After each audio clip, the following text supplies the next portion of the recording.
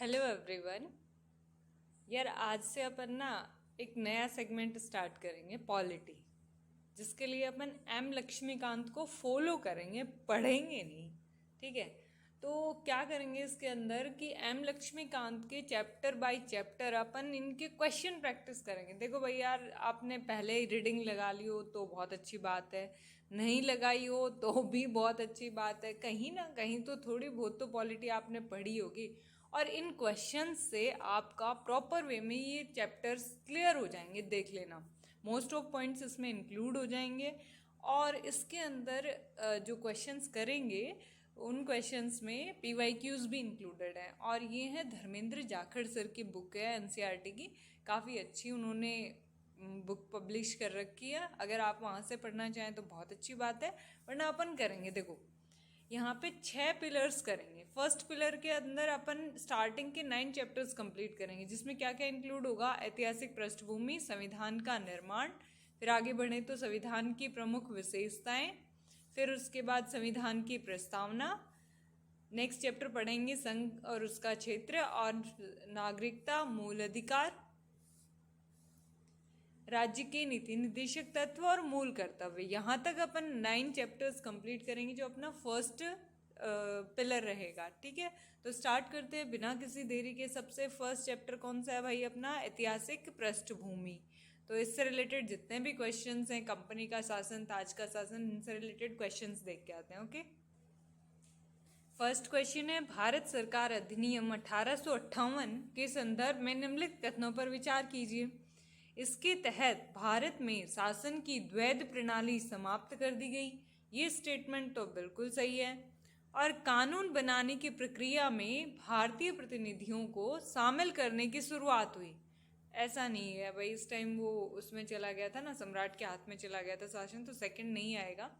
इसके तहत भारत के राज्य सचिव पद का सृजन किया गया है। ये स्टेटमेंट भी सही है। तो भाई इसमें फर्स्ट और थर्ड स्टेटमेंट सही है, बाकी सेकंड गलत है। क्यों गलत है देख लेते हैं। भारत सरकार अधिनियम 1858, इसके तहत भारत का शासन सीधे महारानी विक्टोरिया के अधीन चला गया।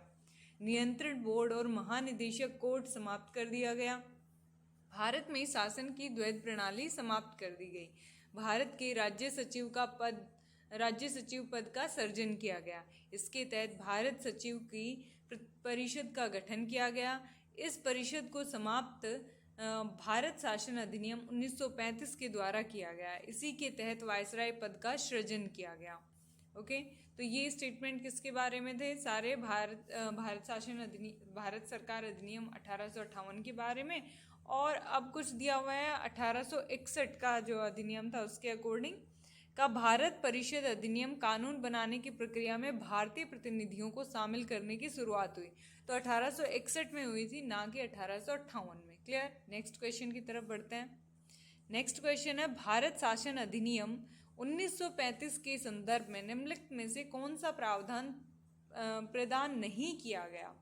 भाई देश की मुद्रा और साख पर नियंत्रण के लिए आरबीआई की स्थापना हुई। ये बात तो बिल्कुल सही है भाई, 1935 में ही हुई थी।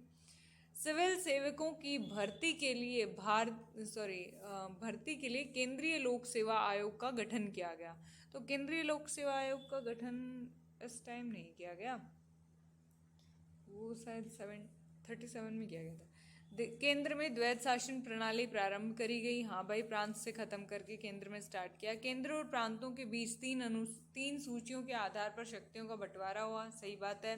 राज्य और समवर्ती और कौन सी के संघ सूची। ठीक है, पढ़ते हैं इसके बारे में। भारत शासन अधिनियम 1935 की विशेषताएं: अखिल भारतीय संघ की स्थापना हुई, याद रखना। केंद्र और राज्यों के बीच 3 सूचियों के आधार पर शक्तियों का बंटवारा हुआ। भारत में द्वैध शासन व्यवस्था समाप्त एवं केंद्र में द्वैध शासन प्रणाली प्रारंभ हुई। दलित, महिलाओं और मजदूर वर्ग के लिए अलग निर्वाचन और भारतीय रिजर्व बैंक की स्थापना। मुद्रा एवं साख पर नियंत्रण के लिए लोक सेवा आयोग की स्थापना, प्रांतीय सेवा आयोग की स्थापना हुई। इसके तहत 1 अक्टूबर 1937 में संघीय न्यायालय की स्थापना हुई और भारत शासन अधिनियम 1919 में सिविल सेवकों को भर्ती के लिए केंद्रीय लोक सेवा आयोग का गठन 1926 में किया गया। अतः सेकंड स्टेटमेंट क्या है, गलत है। तो सिविल सेवकों के लिए जो लोक सेवा आयोग का गठन था, केंद्रीय लोक सेवा आयोग का गठन था, वो 1926 में किया गया। और कौन से अधिनियम के बेस पे, भारत शासन अधिनियम 1919 के अकॉर्डिंग। नेक्स्ट क्वेश्चन है, चार्टर कानून 1813 के संदर्भ में निम्नलिखित कथनों पर विचार कीजिए। इस कानून ने भारत में कंपनी के व्यापार एकाधिकार को समाप्त कर दिया। ये स्टेटमेंट तो बिल्कुल सही है। भारत के स्थानीय सरकारों को व्यक्तियों पर कर लगाने के लिए अधिकृत किया। स्थानीय सरकारों को व्यक्तियों पर कर लगाने के लिए अधिकृत किया, तो ये स्टेटमेंट भी सही है। दोनों स्टेटमेंट सही हैं। देखते हैं इसके बारे में। चार्टर कानून 1813, इस कानून ने भारत में कंपनी के व्यापार एकाधिकार को समाप्त कर दिया। व्यापार एकाधिकार को समाप्त कर दिया। ईसाई मिशनरियों को भारत आकर लोगों को प्रबुद्ध करने की अनुमति प्रदान की। बासिंदों के बीच पश्चिमी शिक्षा के प्रचार प्रसार की व्यवस्था दी। भारतीयों की शिक्षा के लिए बजट में 1 लाख रुपए की व्यवस्था की और स्थानीय सरकारों को व्यक्तियों पर कर लगाने के लिए अधिकृत किया। नेक्स्ट क्वेश्चन है, भारत शासन अधिनियम 1919 में प्रांतीय विषयों को आरक्षित और हस्तांतरित भागों में विभक्त किया गया है। निम्नलिखित में से कौन से विषय हस्तांतरित विषय माने गए? न्याय प्रशासन, शिक्षा, स्वास्थ्य और भू राजस्व। तो भाई हस्तांतरित और यहाँ पे आरक्षित विषय के बारे में बात करी गई है, तो इसमें से पूछा है कि कौन से हस्तांतरित हैं। तो हस्तांतरित हैं भाई इसमें से शिक्षा और स्वास्थ्य। बाकी ये दो क्या हैं, आरक्षित। पढ़ते हैं इसके बारे में। भारत शासन अधिनियम 1919 के अंतर्गत प्रांतीय विषय को 2 भागों में विभक्त किया गया। हस्तांतरित विषयों पर गवर्नर का शासन होता था और कार्यों में वह मंत्रियों की सहायता लेता था जो विधान परिषद के प्रति उत्तरदायी थे। आरक्षित विषयों पर गवर्नर कार्यपालिका परिषद की सहायता से शासन करता था जो विधान परिषद के प्रति उत्तरदायी नहीं थी। आरक्षित और हस्तांतरित विषय देख लो भाई, कानून व्यवस्था, वित्त, भू राजस्व, सिंचाई और निजी संसाधन, ये क्या है अपने आरक्षित विषय हैं। हस्तांतरित कौन से हैं भाई? शिक्षा, स्वास्थ्य, उद्योग, कृषि, स्थानीय प्रशासन, आबकारी इत्यादि। भाई ये याद रखना, यूपीएससी ने ये क्वेश्चन, पता है इस बुक में एक खासियत है, इसमें जितने भी क्वेश्चन दिए हुए हैं सारे मोस्टली यूपीएससी पीवाईक्यू से या तो डायरेक्ट या फिर इनडायरेक्ट रिलेट कर रहे हैं। ठीक है, नेक्स्ट क्वेश्चन है, भारतीय परिषद अधिनियम 1861 के संदर्भ में कौन से प्रावधान किए गए हैं? पोर्टफोलियो प्रणाली को मान्यता, आंसर देखना पड़ेगा भाई इसमें सेकंड स्टेटमेंट गलत है, बाकी सही है। कौन कौन से देख लो। पोर्टफोलियो प्रणाली को मान्यता मिली है भाई 1861 में, सही बात है। विधान परिषदों के कार्यों में वृद्धि कर उन्हें बजट पर बहस करने के लिए अधिकृत किया, तो ये स्टेटमेंट गलत है। प्रांतीय स्वायत्तता को बढ़ाने में कारगर हुई, ये बात भी बिल्कुल सही है। और वायसराय को आपातकाल में बिना काउंसिल की संस्तुति के अध्यादेश जारी करने की शक्ति प्रदान की गई। ओके, पढ़ते हैं इसके बारे में। भारतीय परिषद अधिनियम 1861 पोर्टफोलियो प्रणाली की को मान्यता दी जो 1857 में कैनिन द्वारा प्रारंभ की गई। वायसराय को आपातकाल के दौरान बिना काउंसिल के सिफारिश के अध्यादेश जारी करने के लिए अधिकृत किया। बंगाल, उत्तर पश्चिम सीमा प्रांत और पंजाब में विधान परिषद का गठन हुआ। विकेंद्रीकरण की प्रक्रिया शुरुआत की और इसी नीति के कारण प्रांतों को 1837 तक संपूर्ण आंतरिक स्वायत्तता हासिल हो गई, इसलिए थर्ड स्टेटमेंट सही है। 1892 का भारत परिषद अधिनियम विधान परिषद के कार्यों में वृद्धि और बजट पर बहस। नेक्स्ट क्वेश्चन है, मार्ले मिंटो सुधार के संदर्भ में निम्नलिखित कथनों पर विचार कीजिए। पहली बार चुनाव के प्रावधान के साथ साथ पृथक निर्वाचन मंडल का भी प्रावधान, ऐसा तो नहीं हुआ। केंद्र परिषद में सदस्यों की संख्या 16 से बढ़कर 40 हो गई। ये स्टेटमेंट देखते हैं भाई, इसमें सेकंड स्टेटमेंट सही है, थर्ड स्टेटमेंट भी सही है। इस अधिनियम में पृथक निर्वाचन के आधार पर मुस्लिमों और दलितों के लिए सांप्रदायिक प्रतिनिधित्व का प्रावधान किया, ये स्टेटमेंट सही है। पढ़ते हैं इसके बारे में। भारत परिषद अधिनियम 1909 मार्लेमेंटो सुधार, पहली बार चुनाव का प्रावधान करने के साथ ही पृथक निर्वाचन मंडल का भी प्रावधान, मुस्लिमों के लिए पृथक निर्वाचन सही है। अतः थर्ड स्टेटमेंट गलत है। 1909 केंद्रीय विधान परिषद के सदस्यों को सीमित अधिकार प्रदान किया गया। इस अधिनियम द्वारा चुनाव प्रणाली के सिद्धांतों को भारत में पहली बार मान्यता मिली। सिखों, भारतीय ईसाइयों, आंग्ल भारतीयों और यूरोपियों के लिए भी अलग निर्वाचन 1919 अधिनियम में, दलित जातियों, महिलाओं और मजदूर वर्ग के लिए अलग से निर्वाचन की व्यवस्था 1935 के अधिनियम से। भारतीय विधान परिषद सदस्यों की संख्या 16 से बढ़कर 60 की गई है। तो सेकंड स्टेटमेंट गलत है भाई, सेकंड स्टेटमेंट गलत है। और पूछा क्या है, सही नहीं है। ओनली फर्स्ट स्टेटमेंट सही है भाई, दोनों गलत हैं भाई। ढंग से पढ़ना रे, मैंने तो मिस्टेक कर दी। 1892 के एक्ट अधीन गवर्नर जनरल की परिषद में अतिरिक्त सदस्यों की संख्या बढ़कर कम से कम 10 या अधिक से अधिक 16 कर दी गई। इससे पहले इनकी न्यूनतम संख्या 6 और अधिकतम संख्या 12 थी। इस प्रकार प्रांतीय विधान परिषद में भी अतिरिक्त सदस्यों की संख्या बढ़ा दी गई। सत्येंद्र सिन्हा वायसराय की कार्यपालिका परिषद के प्रथम भारतीय सदस्य थे और विधान परिषदों के कार्यों का दायरा बढ़ाया गया। एग्जाम्पल, बजट पर प्रश्न पूछना। इस एक्ट के अधीन अप्रत्यक्ष निर्वाचन के सिद्धांत को मान्यता दी गई। निर्वाचित सदस्य जैसे निर्वाचन क्षेत्रों में चुने जाने थे, जैसे नगर पालिका, जिला तथा स्थानीय बोर्ड, विश्वविद्यालय, वाणिज्य तथा व्यापार संघ, मंडल और जमींदारों या चाय बागान मालिकों जैसे का समूह। ओके, नेक्स्ट क्वेश्चन है, भारत शासन अधिनियम 1935 के द्वारा स्थापित संघ में अवशिष्ट शक्तियां किसे दी गई? तो अवशिष्ट शक्तियां किसको दी थी भाई? गवर्नर जनरल को। PYQ सही है। 1935 के भारत सरकार अधिनियम में अवशिष्ट शक्तियां गवर्नर जनरल को दी गई। वर्तमान में ये अवशिष्ट शक्तियां संघ सरकार को हैं। क्लियर।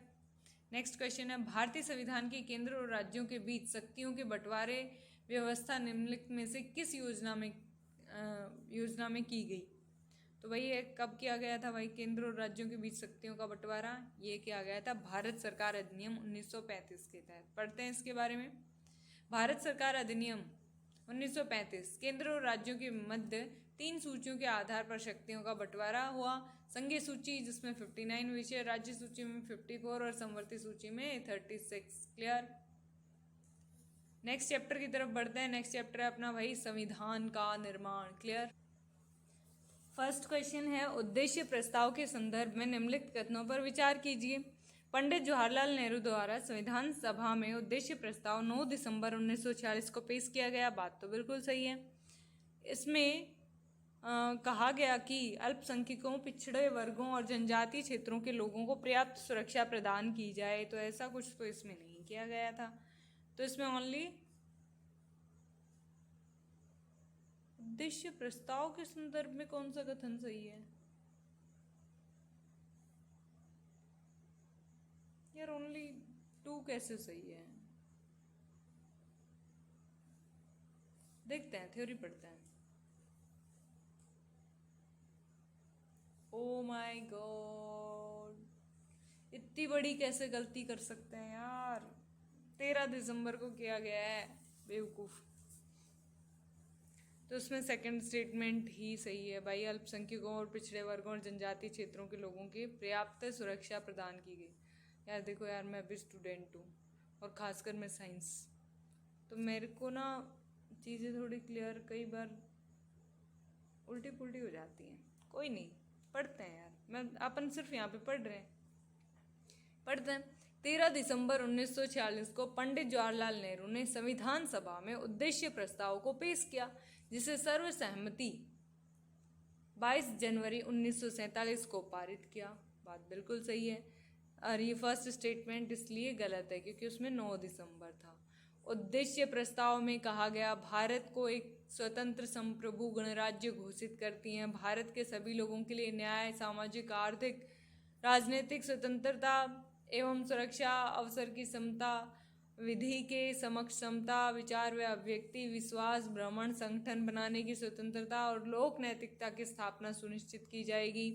संघ की एकता अक्षुण्ण बनाए रखा जाएगा तथा इसके भू क्षेत्र, समुद्र एवं वायु क्षेत्र को सभ्य देश के न्याय एवं विधि के अनुरूप सुरक्षा प्रदान की जाएगी।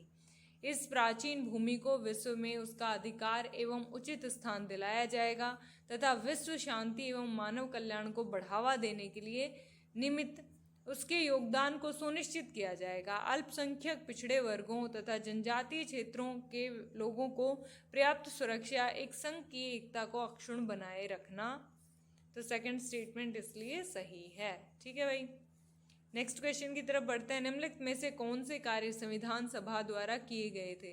फर्स्ट है भाई, राष्ट्रमंडल में भारत की सदस्यता का स्थापन, ये सत्यापन, ये तो बिल्कुल सही है। 24 जनवरी 1950 को राष्ट्रीय ध्वज अपनाया गया। अरे भाई, राष्ट्रीय ध्वज तो बहुत पहले, जुलाई में 22 जुलाई को अपनाया गया था, 1997 शायद, है ना। इसने 24 जनवरी 1950 को डॉक्टर राजेंद्र प्रसाद को भारत के पहले राष्ट्रपति के रूप में चुना। ये स्टेटमेंट तो सही है। तो भाई अपना दो कौन सा आंसर आ गया? 1 और 3। पढ़ते हैं इसके बारे में। संविधान सभा ने मई 1949 में राष्ट्रमंडल में भारत की सदस्यता का सत्यापन किया। 22 जुलाई 1947 को राष्ट्रीय ध्वज को अपनाया गया। देखा, सही है ना ये चीज़। 24 जनवरी 1950 को राष्ट्रीय गान व राष्ट्रीय गीत को अपनाया गया। 24 जनवरी 1950 को डॉक्टर राजेंद्र प्रसाद को भारत के पहले राष्ट्रपति के रूप में चुना गया। 26 जनवरी 1950 को भारत सरकार द्वारा राष्ट्रीय चिन्ह को अपनाया गया। 26 जनवरी 1950 को राष्ट्रीय चिन्ह को अपनाया गया। ओके, नेक्स्ट क्वेश्चन है, निम्नलिखित में से कौन सा संविधान सभा की प्रारूप समिति का सदस्य नहीं था? सैयद मोहम्मद सादुल्ला, एन गोपाल स्वामी अयंगर, माधवराव, जीवी मावलंकर। तो भाई इसमें से जीवी मावलंकर जो थे ये इसके सदस्य नहीं थे। पढ़ते हैं इसके बारे में। जीवी मावलंकर कौन थे? ये संविधान सभा के कार्यों के लिए समिति के अध्यक्ष थे। वे बाद में ही लोकसभा के प्रथम अध्यक्ष भी बने। प्रारूप समिति के 7 सदस्य थे। Doctor Bhimrao Ambedkar, N Gopalaswami Ayyangar, Alladi Krishnaswami Ayyar, doctor KM. Munshi, Syed Mohammad Saadulla, N Madhavrao, जो किसकी जगह है? बी.एल. मित्र की जगह, क्योंकि उनका स्वास्थ्य खराब हो गया था। फिर टी.टी. कृष्णामाचारी, जो डी.पी. खेतान की डेथ के बाद आए थे। ठीक है, नेक्स्ट क्वेश्चन है, संविधान सभा की निम्नलिखित समितियों में से किसकी अध्यक्षता डॉक्टर राजेंद्र प्रसाद द्वारा की गई? प्रक्रिया व नियम समिति, राज्यों के लिए समिति, संचालन समिति, वित्त व कर्मचारी समिति। तो प्रक्रिया नियम समिति तो है भाई, संचालन समिति भी है। देखते हैं आंसर। 1, 3 और 4 लास्ट का और था भाई।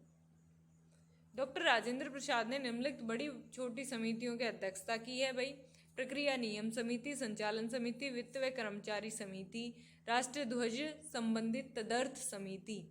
ठीक है, जबकि राज्यों के लिए समिति, राज्यों से समझौता करने की समिति ये जवाहरलाल नेहरू ने की थी। ओके, नेक्स्ट क्वेश्चन है भाई, संविधान सभा के संदर्भ में निम्नलिखित कथनों पर विचार कीजिए। भारतीय राष्ट्रीय कांग्रेस ने पहली बार आधिकारिक रूप से संविधान सभा के गठन की मांग की। भारतीय राष्ट्रीय कांग्रेस ने पहली बार आधिकारिक रूप से संविधान सभा के गठन की मांग की। क्या ये स्टेटमेंट सही है? कांग्रेस ने कहाँ करी थी यार, बहुत सारे लोग थे करने वाले। तो ब्रिटिश प्रांत के प्रतिनिधियों का चुनाव प्रत्यक्ष रीति के साथ किया गया था। ओके, ये क्रिप्स मिशन के प्रस्तावों पर आधारित थी। उपयुक्त कथनों में से कौन से सही है? तो ये स्टेटमेंट भी सही है। तो सेकंड और थर्ड सही है, बाकी गलत है। पढ़ते हैं इसके बारे में। इससे पहले 1924 में स्वराज पार्टी, इसके बाद में 1934 में पहली बार एम.एन. रॉय ने संविधान सभा के गठन का विचार रखा था।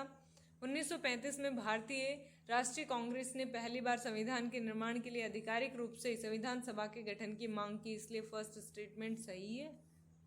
फर्स्ट स्टेटमेंट सही है।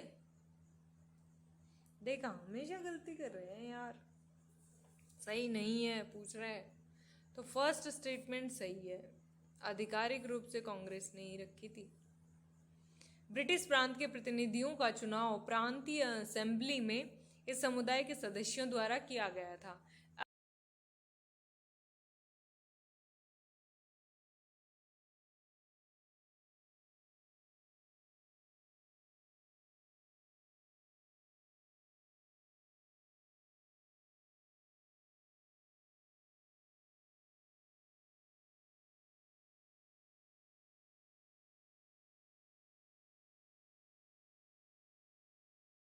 चैप्टर, तो थर्ड चैप्टर क्या है अपना? संविधान की प्रमुख विशेषताएं। फर्स्ट क्वेश्चन है, संवैधानिक सरकार का आशय क्या है? किसी राष्ट्र की परिसंघीय संरचना वाली एक प्रतिनिधि सरकार, कोई सरकार जिसके प्रमुख के पास नाममात्र की शक्तियां हों, कोई सरकार जिसके पास वास्तविक शक्तियां हों, जिसके प्रमुख के पास वास्तविक शक्तियां हों, या फिर कोई सरकार जो संविधान की सीमाओं से परिबद्ध हो। तो आंसर अपना जाएगा डी। क्लियर? बढ़ते हैं इसके थ्योरी की तरफ।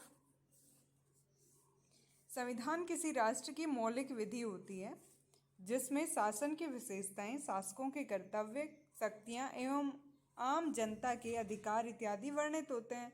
संविधानवाद का आशय है कोई सरकार अपने अधिकार एक मूलभूत विधि से प्राप्त करती है और विधिक रूप से इसी से सीमा भी निर्धारित होती है, जो एक संवैधानिक सरकार की परिभाषा है। इसलिए फर्स्ट स्टेटमेंट सही है। सॉरी, डी स्टेटमेंट सही है। नेक्स्ट है भाई, निम्नलिखित युग्मों पर विचार कीजिए। स्रोत हैं और कहाँ से ली गई ये विशेषताएं देखना पड़ेगा। तो भाई बताओ आप, कनाडा का संविधान। तो कनाडा के संविधान से केंद्र द्वारा राज्य के राज्यपालों की नियुक्ति करी गई है। ये बात बिल्कुल सही है। राज्यपालों की नियुक्ति के बारे में कनाडा के संविधान से ली गई है। फ्रांस का संविधान समता और बंधुता के आदर्श के बारे में बताता है, मतलब ये लिया गया है, तो ये भी सही है। भारत शासन अधिनियम 1935 से संघीय तंत्र लिया गया है, ये स्टेटमेंट भी सही है। जापान का संविधान राज्यसभा के लिए सदस्यों का नामांकन, ये स्टेटमेंट इसके लिए सही नहीं है। तो इसमें से 3 स्टेटमेंट सही हैं। पढ़ते हैं कुछ इनके बारे में। देखो, एक्सप्लेनेशन प्रॉपर वे में। कनाडा का संविधान एक सशक्त केंद्र के साथ संघ केंद्र में अवशिष्ट शक्तियों का निहित होना, केंद्र द्वारा राज्य के राज्यपालों की नियुक्ति और सर्वोच्च न्यायालय का सलाहकारी क्षेत्राधिकार, ये कनाडा से लिया गया है। भारत सरकार अधिनियम से क्या क्या लिया गया है भाई? संघीय तंत्र, राज्यपाल का कार्यकाल, न्यायपालिका, लोक सेवा, आपातकालीन उपबंध, प्रशासनिक विवरण। फ्रांस के संविधान से लिया गया है गणतंत्रात्मक और प्रस्तावना में स्वतंत्रता, समता और बंधुता के आदर्श। जापान के संविधान से लिया गया है विधि द्वारा स्थापित प्रक्रिया। आयरलैंड के संविधान से लिया गया है डीपीएसपी, संविधान के निर्वाचन पद्धति और राज्यसभा के लिए सदस्यों का नामांकन। संयुक्त राज्य अमेरिका के संविधान से लिया गया है भाई मूल अधिकार, न्यायपालिका की स्वतंत्रता, न्यायिक पुनरावलोकन का सिद्धांत और राष्ट्रपति पर महाभियोग, उपराष्ट्रपति का पद, उच्चतम न्यायालय और उच्च न्यायालय के न्यायाधीशों को पद से हटाया जाना। तो थर्ड स्टेटमेंट केवल 3 युग्म ही सही है, 1 2 3 ओके, और फोर्थ गलत है। यही तो देखा था। नेक्स्ट क्वेश्चन है, किसी प्रधानमंत्री के कार्यकाल के दौरान भारत के संविधान में 11वीं अनुसूची को जोड़ा गया।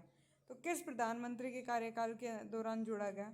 तो भाई ये 1992 के अंदर एक संविधान संशोधन हुआ था, 73rd कॉन्स्टिट्यूशन अमेंडमेंट, इस दौरान ये जोड़ा गया था 1992 के अंदर। तो फिर उस दौरान कौन थे अपने प्रधानमंत्री? तो पीवी नरसिम्हा राव थे, नरसिंह राव थे। ठीक है। 11वीं अनुसूची 13वें संविधान संशोधन अधिनियम 1992 द्वारा जोड़ी गई थी, जिसके तहत पंचायत को संविधान के भाग 9 आर्टिकल 243A से आर्टिकल 243O तक में शामिल किया गया है। पीवी नरसिंह राव भारत के 1991 से 1996 के दौरान प्रधानमंत्री थे। नेक्स्ट क्वेश्चन है, तीसरी अनुसूची निम्नलिखित में से किसके द्वारा ली जाने वाली शपथ या प्रतिज्ञान के प्रारूप से संबंधित है? सर्वोच्च न्यायालय के न्यायाधीश से, राष्ट्रपति से, राज्य विधानमंडल के सदस्य से, भारत के नियंत्रक और महालेखा परीक्षक। तो फर्स्ट और सेकंड और फोर्थ तो है भाई, तो फिर आंसर फर्स्ट। अच्छा, राष्ट्रपति की प्रतिज्ञा के बारे में भाई थर्ड अनुसूची में नहीं बताया गया। देखते हैं यार। तीसरी अनुसूची में विभिन्न उम्मीदवारों द्वारा ली जाने वाली शपथ या प्रतिज्ञान के प्रारूप दिए गए हैं। संघ के मंत्री, संसद के लिए निर्वाचन हेतु अभ्यर्थी, संसद के सदस्य, सर्वोच्च न्यायालय के न्यायाधीश, भारत के नियंत्रक और महालेखा परीक्षक, राज्य मंत्री, राज्य विधानमंडल के निर्वाचन के लिए अभ्यर्थी, राज्य विधानमंडल के सदस्य, उच्च न्यायालयों के न्यायाधीश। आर्टिकल 60 के अधीन राष्ट्रपति संविधान एवं विधि के परिरक्षण, संरक्षण और परिरक्षण की शपथ लेता है आर्टिकल 60 के अकॉर्डिंग। ये बात तो सही है यार, मिस्टेक करिए अपन। चलो नेक्स्ट क्वेश्चन है, सार्वभौमिक वयस्क मताधिकार के संदर्भ में निम्नलिखित कथनों पर विचार कीजिए। समानता के सिद्धांत को लागू करना, आम जनता के स्वाभिमान और प्रतिष्ठा को बढ़ाना, उत्तरदायी सरकार की स्थापना को सुनिश्चित करना। और क्या दिया हुआ है? तो इनमें से पूछा है कि भाई कौन सा मतलब सार्वभौमिक वयस्क मताधिकार के उद्देश्य हैं। तो फर्स्ट और सेकंड है, थर्ड नहीं है। पढ़ते हैं इसके बारे में। भारतीय संविधान द्वारा राज्य विधानसभाओं की लोकसभा के चुनाव के आधार स्वरूप सार्वभौमिक वयस्क मताधिकार को अपनाया गया। इसके उद्देश्य क्या है? लोकतंत्र को सुदृढ़ करता है, लेकिन उत्तरदायी सरकार की स्थापना सुनिश्चित नहीं करता है। आम जनता के स्वाभिमान में वृद्धि और समानता के सिद्धांत में को लागू करता है। भारत के संविधान के निम्नलिखित में से किस प्रावधान का प्रभाव शिक्षा पर होता है? राज्य के डीपीएसपी का, और ग्रामीण और नगरीय स्थानीय निकाय का, 5वीं अनुसूची का, 6ठी अनुसूची का, 7वीं अनुसूची का। तो इसमें संविधान के निम्नलिखित में से किस प्रावधान पर शिक्षा पर प्रभाव पड़ता है? शिक्षा तो यार सबसे रिलेटेड है। तो डीपीएसपी के सिद्धांत में आर्टिकल 45 यही तो बताता है कि 6 साल से कम बच्चों को शिक्षा प्राप्त करने के बारे में बताता है। 11वीं अनुसूची में ग्राम पंचायतों को 29 विषय प्रदान किए गए हैं, उनमें से एक विषय शिक्षा है। 5वीं अनुसूची में सीधे उल्लेख तो नहीं है, परंतु प्रशासन के क्षेत्र का प्रभाव शिक्षा पर पड़ेगा। 6ठी अनुसूची इसमें प्राथमिक विद्यालय आदि की स्थापना के लिए जिला परिषद की शक्तियों के रूप में एक प्रविष्टि है। 7वीं अनुसूची इसमें शिक्षा को समवर्ती सूची में रखा गया है। अब देखो भाई, यह अनुसूचियों के बारे में थोड़ा सा पढ़ लेते हैं।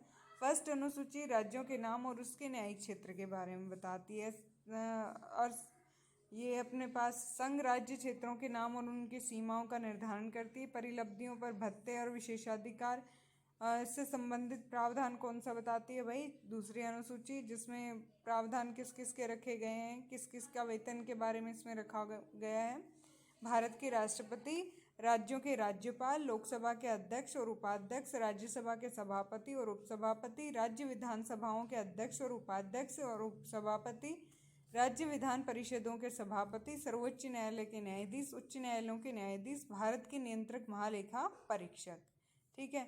अब आती है तीसरी अनुसूची, जिसमें बताया गया है इसमें विभिन्न उम्मीदवारों द्वारा ली जाने वाली शपथ या प्रतिज्ञान के प्रारूप दिए गए हैं। ये उम्मीदवार निम्न है भाई। कौन कौन है भाई? संघ के मंत्री, संसद के निर्वाचन हेतु अभ्यर्थी, संसद के सदस्य, सर्वोच्च न्यायालय के न्यायाधीश, भारत के नियंत्रक महालेखा परीक्षक, राज्य मंत्री, राज्य विधानमंडल के लिए निर्वाचन के लिए अभ्यर्थी और राज्य विधानमंडल के सदस्य, उच्च न्यायालयों के न्यायाधीश। चौथी अनुसूची में क्या बताया गया है? राज्यों और केंद्र शासित प्रदेशों के लिए राज्यसभा में सीटों का आवंटन। 5वीं अनुसूची बताती है अनुसूचित और जनजातीय क्षेत्रों के प्रशासन और नियंत्रण के बारे में उपबंध। 6ठी अनुसूची असम, मेघालय, त्रिपुरा, मिजोरम राज्यों के जनजातीय क्षेत्रों के प्रशासन के बारे में उपबंध देती है। ठीक है। 7वीं अनुसूची संघ सूची में, जिसमें 97, मगर फिलहाल तो क्या है, मूल रूप से तो 97 थे, अब कितने विषय शामिल है? 98।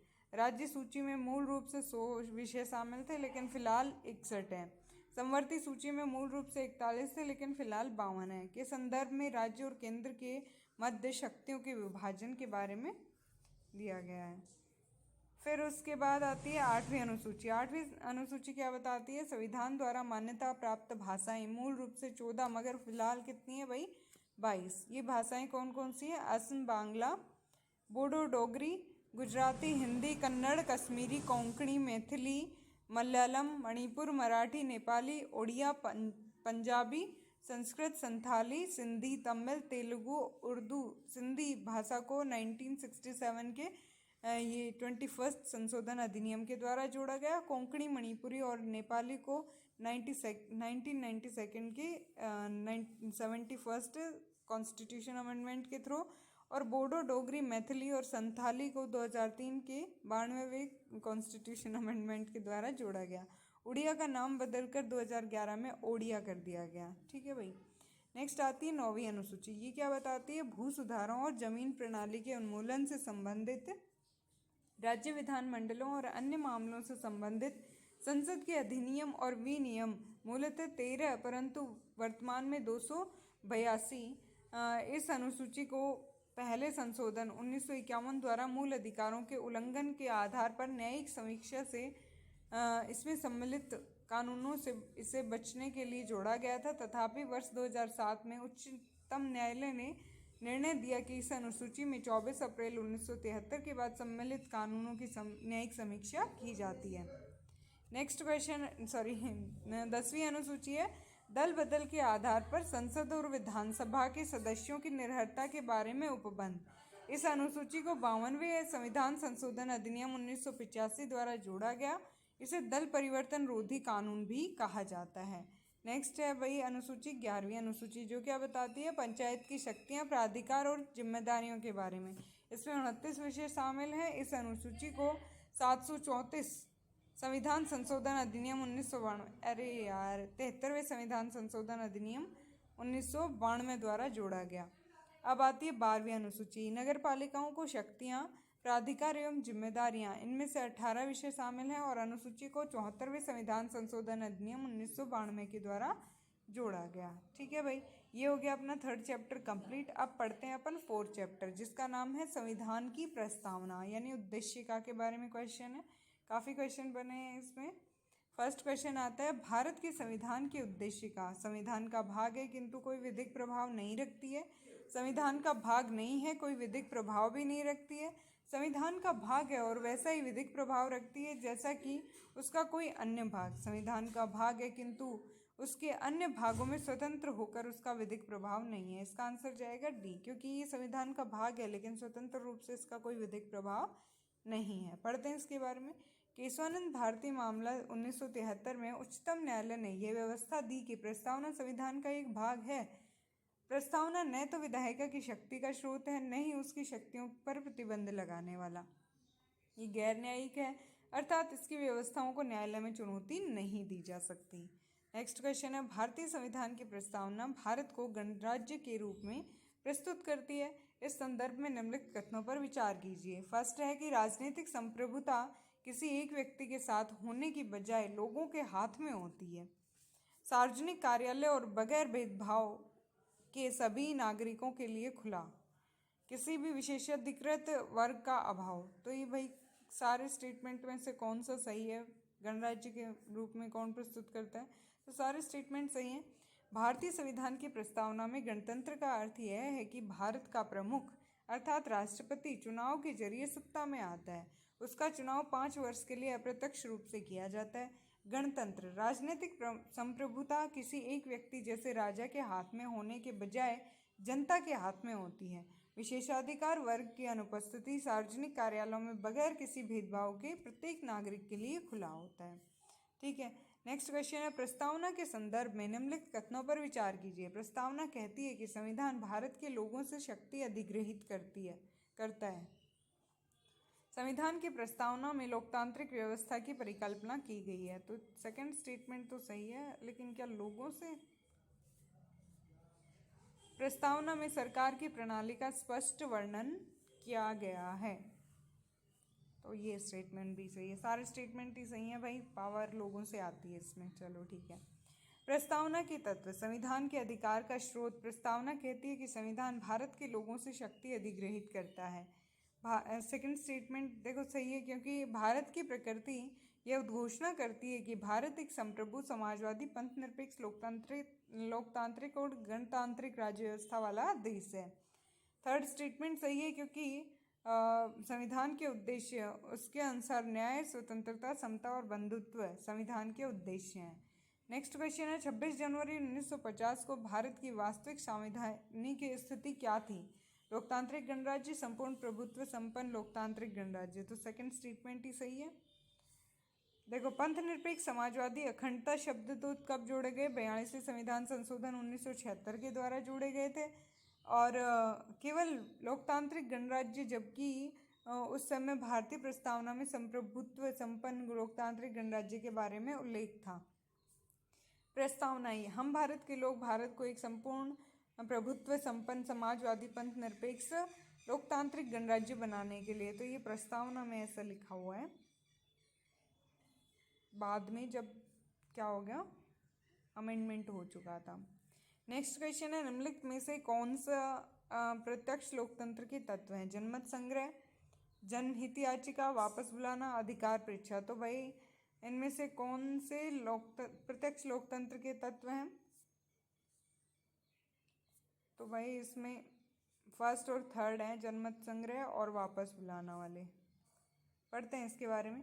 लोकतंत्र, प्रत्यक्ष लोकतंत्र और जिसे परोक्ष लोकतंत्र भी कहते हैं। अप्रत्यक्ष लोकतंत्र होता है। प्रत्यक्ष लोकतंत्र में लोग प्रत्यक्ष रूप से अपने सर्वोच्च शक्ति का प्रयोग करते हैं। प्रत्यक्ष लोकतंत्र के 4 साधन हैं: जनमत संग्रह, पहल और वापस बुलाना और जनमत। ठीक है, फर्स्ट और थर्ड स्टेटमेंट सही है। जनहित याचिका PIL, ये क्या होता है? न्यायालयों द्वारा जनता को न्यायिक सक्रियता के माध्यम से प्रदत्त शक्ति है जो परोक्ष लोकतंत्र का साधन नहीं है। अधिकार परीक्षा को वारंटों के, इसके द्वारा किसी व्यक्ति को सरकारी पद प्राप्त करने से प्रतिबंधित किया जाता है। अधिकार परीक्षा एक प्रकार की रिट है जो न्यायालय द्वारा किसी व्यक्ति द्वारा कार्यालय के दायरे में अपने दावे की जांच के लिए जारी किया जाता है। तो सेकंड और फोर्थ स्टेटमेंट गलत है। नेक्स्ट क्वेश्चन है भारत के संविधान के उद्देश्यों में से एक आर्थिक न्याय का उल्लेख किया गया है। तो भाई ये प्रस्तावना और मौलिक अधिकारों में तो नहीं किया गया।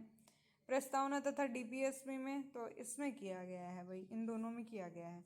प्रस्तावना में आर्थिक न्याय का उल्लेख है। नीति निर्देशक सिद्धांतों में आर्टिकल 38 क्लोज फर्स्ट में राज्य सामाजिक, आर्थिक और राजनीतिक न्याय सुनिश्चित कर आय, स्थिति, सुविधाओं और अवसरों में असमानताओं को कम करके सामाजिक व्यवस्था को सुरक्षित और संरक्षित कर लोगों के कल्याण को बढ़ावा देने का प्रयास करेगा। इसलिए बी विकल्प सही है। भारत का संविधान के उद्देश्य का क्या है भाई? हम भारत के लोग भारत को एक संपूर्ण प्रभुत्व संपन्न समाजवादी पंथ निरपेक्ष लोकतंत्रात्मक गणराज्य बनाने के लिए तथा उसके समस्त नागरिकों को सामाजिक, आर्थिक और राजनीतिक न्याय, विचार, अभिव्यक्ति, विश्वास, धर्म और उपासना की स्वतंत्रता, प्रतिष्ठा और अवसर की समता प्राप्त कराने के लिए तथा उन सब में व्यक्ति की गरिमा और राष्ट्र की एकता और अखंडता सुनिश्चित करने वाली बंधुता बढ़ाने के लिए दृढ़ संकल्पित होकर अपनी इस संविधान सभा में आज तारीख 26 नवंबर 1949 को मिति मार्क्सिस्ट शुक्ल सप्तमी संवत 2006 विक्रमी कोयतत द्वारा इस संविधान को अंगीकृत, अधिनियमित और आत्मार्पित करते हैं। ठीक है भाई, वो अपना चैप्टर हुआ कंप्लीट, 4th चैप्टर। अब स्टार्ट होता है अपना 5th चैप्टर, जिसका नाम क्या है? संघ का क्षेत्र। क्लियर? इसमें फर्स्ट क्वेश्चन है भारतीय संविधान का आर्टिकल 3 संसद को प्राधिकृत करता है। तो आर्टिकल 3 किसके बारे में बताता है भाई? नए राज्यों के निर्माण हेतु, बात सही है। किसी राज्य की सीमाओं में परिवर्तन हेतु, ये भी सही है। किसी राज्य के शहर के नाम में परिवर्तन हेतु, ये इसमें नहीं दिया गया है। तो सीमा और नए राज्य के निर्माण के बारे में ही बताता है आर्टिकल 3। पढ़ते हैं इसके बारे में। आर्टिकल 3 संसद को अधिकृत करता है किसी राज्य में से उसका राज्य क्षेत्र अलग करके अथवा 2 या अधिक राज्यों के भागों को मिलाकर नए राज्य का निर्माण कर सकेगी, किसी भी राज्य का क्षेत्र बढ़ा सकेगी एवं घटा सकेगी, किसी भी राज्य के सीमा में परिवर्तन कर सकेगी, किसी भी राज्य के नाम में परिवर्तन कर सकेगी। इसलिए फर्स्ट और सेकंड स्टेटमेंट सही हैं।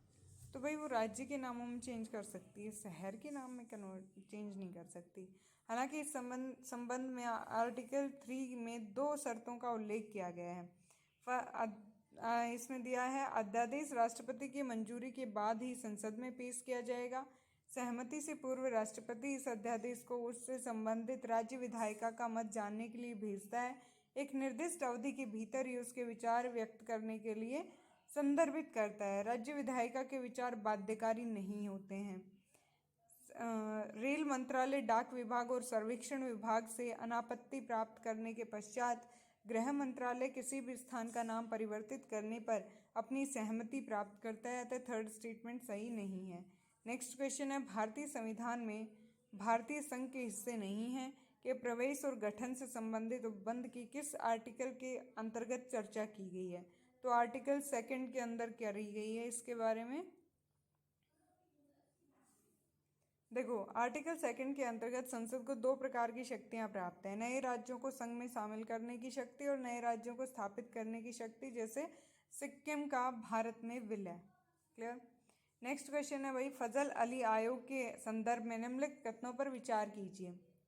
एक राज्य एक भाषा के सिद्धांत को इसने अपनाया था? नहीं।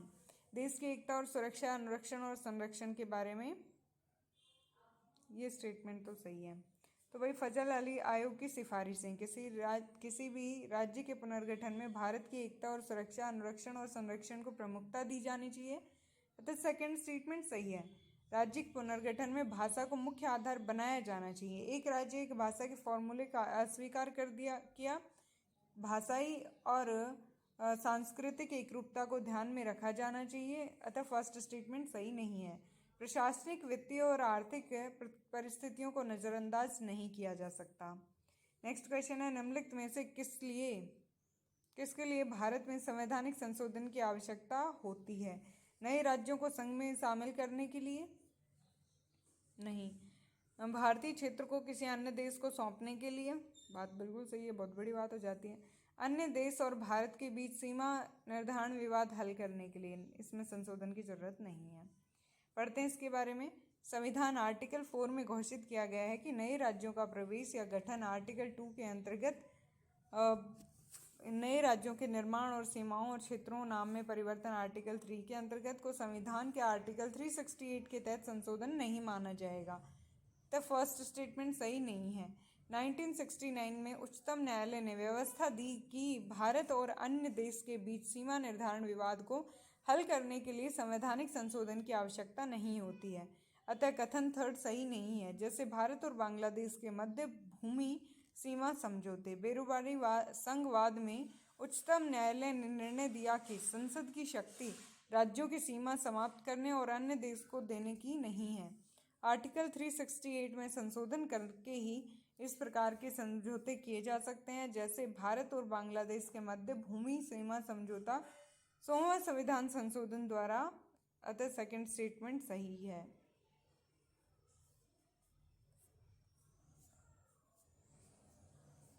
नेक्स्ट क्वेश्चन है, निम्नलिखित घटनाओं पर विचार कीजिए। गुजरात का गठन, पंजाब और हरियाणा का पृथक होना, सिक्किम को भारत का सहप्रांत बनाने का प्रस्ताव, गोवा का भारत में विलय। तो इसमें घटना कालक्रम का सही अनुक्रम बताना है। तो भाई सबसे पहले तो हुआ गुजरात का गठन, उसके बाद गोवा का भारत में विलय हुआ, फिर पंजाब और हरियाणा का पृथक होना, फिर सिक्किम को सहप्रांत बनाने का प्रस्ताव सबसे लास्ट में। गुजरात का गठन तो 1960 में हो गया था, गोवा का विलय 1961 में, जबकि 1987 में गोवा को पूर्ण राज्य बनाया गया था। पंजाब और हरियाणा का पृथक होना 1966 में हो गया। भाई सिक्किम को भारत का प्रांत बनाने का प्रस्ताव 1974 के अंदर। तो ये है इसका कालानुक्रम। नेक्स्ट चैप्टर आता है अपना नागरिकता। ठीक है भाई, एक आधा क्वेश्चन कभी कभी आ जाता है यूपीएससी में। पढ़ते हैं इसका फर्स्ट क्वेश्चन, भारत की नागरिकता से संबंधित प्रावधानों के संदर्भ में निम्नलिखित कथनों पर विचार कीजिए। फर्स्ट स्टेटमेंट है, भारतीय संविधान के अनुसार किसी व्यक्ति को विभाजन के दौरान भारत से पाकिस्तान में स्थानांतरित हुआ हो लेकिन वापस भारत में लौट आया हो, वह भारत का नागरिक नहीं बन सकता। ये स्टेटमेंट तो गलत है। भारतीय नागरिक को लोक नियोजन के विषय में समता का अधिकार प्राप्त है, ये स्टेटमेंट सही है। तो बी स्टेटमेंट सही है। पढ़ते हैं इसके बारे में। संविधान के भाग 2 में आर्टिकल 5 से 11 तक नागरिकता के बारे में चर्चा की गई है। यह संसद को इस बात का अधिकार देता है कि वह नागरिकता से संबंधित मामलों की व्यवस्था करने के लिए कानून बनाए। संविधान के निर्माण के उपरांत 26 जनवरी 1950 संविधान के अनुसार 4 श्रेणियों के लोग भारत के नागरिक बने। एक व्यक्ति जो भारत का मूल निवासी है और 3 में से कोई एक शर्त पूरी करता है भाई, यदि उसका जन्म भारत में हुआ हो, यदि उसके माता पिता में से किसी एक का जन्म भारत में हुआ हो, संविधान लागू होने के 5 वर्ष पूर्व से भारत में रह रहा हो।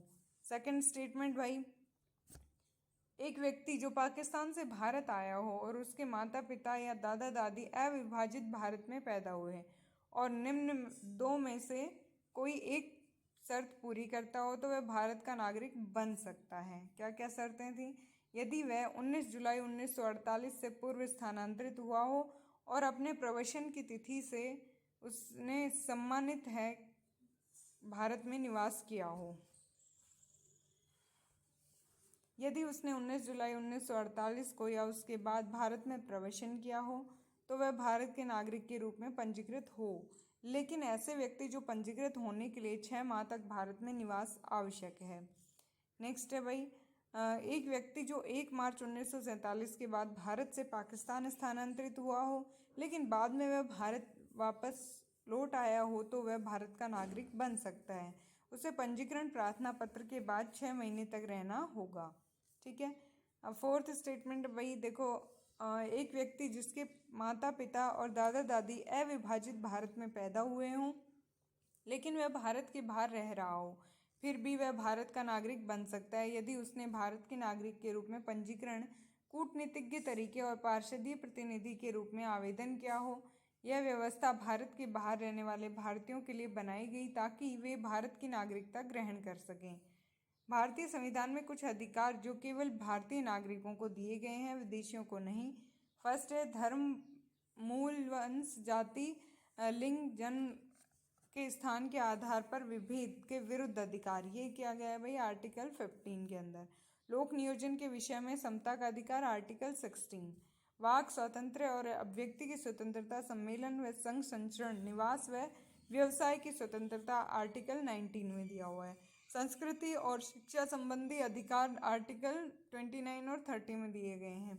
लोकसभा और एवं राज्य विधानसभा चुनावों में मतदान का अधिकार, संसद और राज्य विधानमंडल की सदस्यता के लिए चुनाव लड़ने का अधिकार और सार्वजनिक पदों जैसे राष्ट्रपति, उपराष्ट्रपति, उच्चतम एवं उच्च न्यायालय के न्यायाधीश, राज्यों के राज्यपाल, महान्यायवादी और महाधिवक्ता की योग्यता रखने का अधिकार। ठीक है। नेक्स्ट क्वेश्चन है, राजेश ने अपनी भारतीय नागरिकता छोड़ने और अन्य देश एक्स की नागरिकता लेने का निर्णय लिया है। उसके 10 वर्षीय बेटे की नागरिकता की स्थिति क्या होगी? उसके भारतीय नागरिक बनी रहेगी, भारतीय नागरिकता उसकी बनी रहेगी। वह अपनी भारतीय नागरिकता खो देगा और उसे भविष्य में इसे प्राप्त करने की अनुमति नहीं दी जाएगी। उसे भारत और अन्य देश एक्स दोनों की नागरिकता प्राप्त होगी, ऐसा तो हो ही नहीं सकता। वह अपनी भारतीय नागरिकता खो देगा किंतु 18 वर्ष का हो जाने पर उसे भारतीय नागरिकता प्राप्त करने का अधिकार होगा। ओके, 18 वर्ष प्राप्त करने के बाद वो भारतीय नागरिक बन सकता है। ठीक है। कोई भी वयस्क व्यक्ति भारतीय नागरिकता छोड़ने की घोषणा कर सकता है। घोषणा के बाद वह व्यक्ति भारत का नागरिक नहीं रहेगा। इसके अतिरिक्त उस व्यक्ति द्वारा भारतीय नागरिकता छोड़े जाने पर उस व्यक्ति की प्रत्येक अवयस्क संतान भी स्वतः नागरिकता से वंचित हो जाती है। तथापि वह संतान वयस्क यानी 18 वर्ष होने पर पुनः भारतीय नागरिकता प्राप्त कर सकती है और प्रार्थना पत्र देकर। नेक्स्ट क्वेश्चन है, नागरिकता अधिनियम 1955 के अंतर्गत निम्नलिखित कथनों पर विचार कीजिए। नागरिकता अर्जन करने की शर्तों के तरीके केवल जन्म से वंश के आधार पर एवं पंजीकरण द्वारा ही हैं, ऐसा बिल्कुल नहीं है। प्राप्त नागरिकता की समाप्ति त्याग कर बर्खास्तगी के द्वारा और वंचित करने के द्वारा हो सकती है। ये स्टेटमेंट सही है। नागरिकता अधिनियम 1955 भारतीय संसद को नागरिकता के संबंध में विधि निर्माण का अधिकार दिया गया, जिसके अंतर्गत वर्ष 1955 में नागरिकता अधिनियम पारित किया गया। आर्टिकल 11 वर्ष 1986 और 1992, 2003, 2005, 2015 और 2019 में भारतीय अधिनियम 1955 में संशोधन किया गया। इस अधिनियम के अनुसार भारतीय नागरिकता 5 प्रकार से प्राप्त की जा सकती है: जन्म से नागरिकता, वंशाधिकार द्वारा नागरिकता, पंजीकरण द्वारा नागरिकता, देशीकरण द्वारा नागरिकता और राज्य क्षेत्र में मिल जाने से। ठीक है, अतः फर्स्ट स्टेटमेंट गलत है। नागरिकता की समाप्ति, परित्याग, पर्यावसान, वंचित किया जाना भारत की सरकार के निम्नलिखित में से किसी भी आधार पर किसी व्यक्ति को भारतीय नागरिकता से वंचित कर सकती है: संविधान के प्रति निष्ठा न रखने और संविधान में आस्था न रखने वाले व्यक्ति को, युद्ध के समय शत्रुओं की सहायता करने वाले व्यक्ति को, यदि किसी व्यक्ति ने कपटपूर्वक अर्थात गलत तरीके से भारतीय नागरिकता अर्जित की है, देशीकरण और पंजीकरण द्वारा नागरिकता प्राप्ति के 5 वर्ष के अंदर किसी अन्य देश द्वारा 2 वर्ष की सजा दिए जाने पर, भारतीय नागरिक स्त्री पुरुष द्वारा दूसरे देश के नागरिक स्त्री पुरुष के साथ विवाह करने पर, लगातार 7 वर्षों से भारत से बाहर रहने पर, तो ये खत्म हो जाती है नागरिकता। नेक्स्ट क्वेश्चन है, भारत के संदर्भ में निम्नलिखित कथनों पर विचार कीजिए। भारत में केवल एक ही नागरिकता और एक ही अधिवास है। बात बिल्कुल सही है, सही नहीं है ना, तो फर्स्ट स्टेटमेंट सही है। जो व्यक्ति जन्म से नागरिक हो वही राष्ट्रपति बन सकता है, ऐसा कुछ नहीं है। जिस विदेशी को एक बार नागरिकता दे दी गई है, किसी भी परिस्थिति में उसे वंचित नहीं किया जा सकता, ऐसा बिल्कुल नहीं है। अभी तो पढ़ा अपन ने। देखो फर्स्ट स्टेटमेंट सही है, क्योंकि भारत में केवल एक ही नागरिकता का प्रावधान है। भारत में नागरिकता जन्म से और प्राकृतिक रूप से राष्ट्रपति बनने की योग्यता रखते हैं, जबकि अमेरिका में केवल जन्म से नागरिक ही राष्ट्रपति बन सकता है। फर्स्ट स्टेटमेंट अतः सेकंड स्टेटमेंट गलत है। थर्ड स्टेटमेंट गलत है, क्योंकि निम्न स्थितियों में नागरिकता छीनी जा सकती है: संविधान के प्रति निष्ठा न रखने और संविधान में आस्था न रखने वाले व्यक्ति को, युद्ध के समय शत्रुओं की सहायता करने वाले व्यक्ति को, यदि किसी व्यक्ति ने कपटपूर्वक या गलत तरीके से भारतीय नागरिकता अर्जित की है, देशीकरण और पंजीकरण द्वारा नागरिकता प्राप्ति के 5 वर्ष के अंदर किसी अन्य देश द्वारा 2 वर्ष की सजा दिए जाने पर, किसी भारतीय नागरिक स्त्री पुरुष द्वारा दूसरे देश के नागरिक पुरुष के साथ विवाह करने पर, लगातार 7 वर्षों तक भारत से बाहर रहने पर। नेक्स्ट क्वेश्चन है, विदेशी भारतीय नागरिक OCI कार्ड होल्डर के संदर्भ में निम्नलिखित कथनों पर विचार कीजिए। कोई विदेशी नागरिक जो संविधान के लागू होने के समय तथा उसके बाद भारतीय नागरिक था। बात बिल्कुल सही है। किसी भी देश का नागरिक OCI कार्ड के लिए अर्ह है, ऐसा बिल्कुल नहीं है। जीवन भर के बिना वीज़ा के भारत आ जा सकती है, तो ये स्टेटमेंट भी सही है। पढ़ते हैं इसके बारे में। भारत के समुद्र पारीय नागरिक, भारत सरकार द्वारा समुद्र पारीय नागरिकता का प्रारंभ वर्ष 2005 से किया गया, जिसके अनुसार नागरिकता अधिनियम 1955 के खंड 7A के अंतर्गत रजिस्टर्ड होना चाहिए। इसके लिए प्रमुख प्रावधान इस प्रकार हैं: ऐसा व्यक्ति जो भारतीय संविधान लागू होने के समय तथा अथवा उसके पश्चात कभी भी भारत का नागरिक बनने की योग्यता रखता था, वह व्यक्ति जो वर्तमान में दूसरे देश का नागरिक है अथवा भारत के किसी ऐसे क्षेत्र का निवासी है जो 15 अगस्त 1947 के बाद भारत का अंग बन गया। इन योग्यताओं को धारण करने वाले व्यक्ति के पुत्र पुत्री, पोता पोती और नाता नातिन को OCI कार्ड जारी किया जा सकता है। तो फर्स्ट स्टेटमेंट सही है। वह व्यक्ति जो कभी भी पाकिस्तान अथवा बांग्लादेश का नागरिक रहा हो, वह समुद्र पारीय भारतीय नागरिकता प्राप्त नहीं कर सकता है। सेकंड स्टेटमेंट गलत है। OCI कार्ड प्राप्त व्यक्ति जीवन भर बिना वीजा करके भारत आ जा सकती है, ये बात भी बिल्कुल सही है। ठीक है भाई, ये हो गया अपना नागरिकता वाला चैप्टर कंप्लीट। नेक्स्ट चैप्टर है अपना मूल अधिकार। ठीक है, इससे रिलेटेड क्वेश्चन देखते हैं। देखो, भारतीय संविधान के मूल अधिकारों के संदर्भ में निम्नलिखित कथनों में से कौन सा सही है? ये अमेरिकी संविधान से प्रेरित हैं, बात बिल्कुल सही है। ये सभी मूल अधिकार प्रकृति में न्यायोचित हैं, ये भी सही है। ये कार्यपालिका की निरंकुशता और विधायिका की मनमानी के विरुद्ध हैं, ये बात भी बिल्कुल सही है। तीनों स्टेटमेंट सही हैं, आई थिंक तीनों ही सही हैं। देखो, भारतीय संविधान के मूल अधिकार अमेरिकी संविधान से प्रेरित हैं, फर्स्ट स्टेटमेंट सही है। सभी मूल अधिकार प्रकृति में न्यायोचित हैं। यह देश में सत्तावादी और निरंकुशवादी शासन की स्थापना को रोकते हैं, राज्य के अतिक्रमण के विरुद्ध लोगों की स्वतंत्रता की रक्षा करते हैं। ये न्यायपालिका की निरंकुशता और विधायिका के मनमाने कानूनों पर सीमा के रूप में कार्य करते हैं। क्लियर? नेक्स्ट क्वेश्चन है, कानून को लागू करने के मामले में कोई विधान जो किसी कार्यपालक अथवा प्रशासनिक प्राधिकारी को अनिर्देशित एवं अनियंत्रित विवेकाधिकार देता है, भारत के संविधान के निम्नलिखित अनुच्छेदों में किसका उल्लंघन करता है?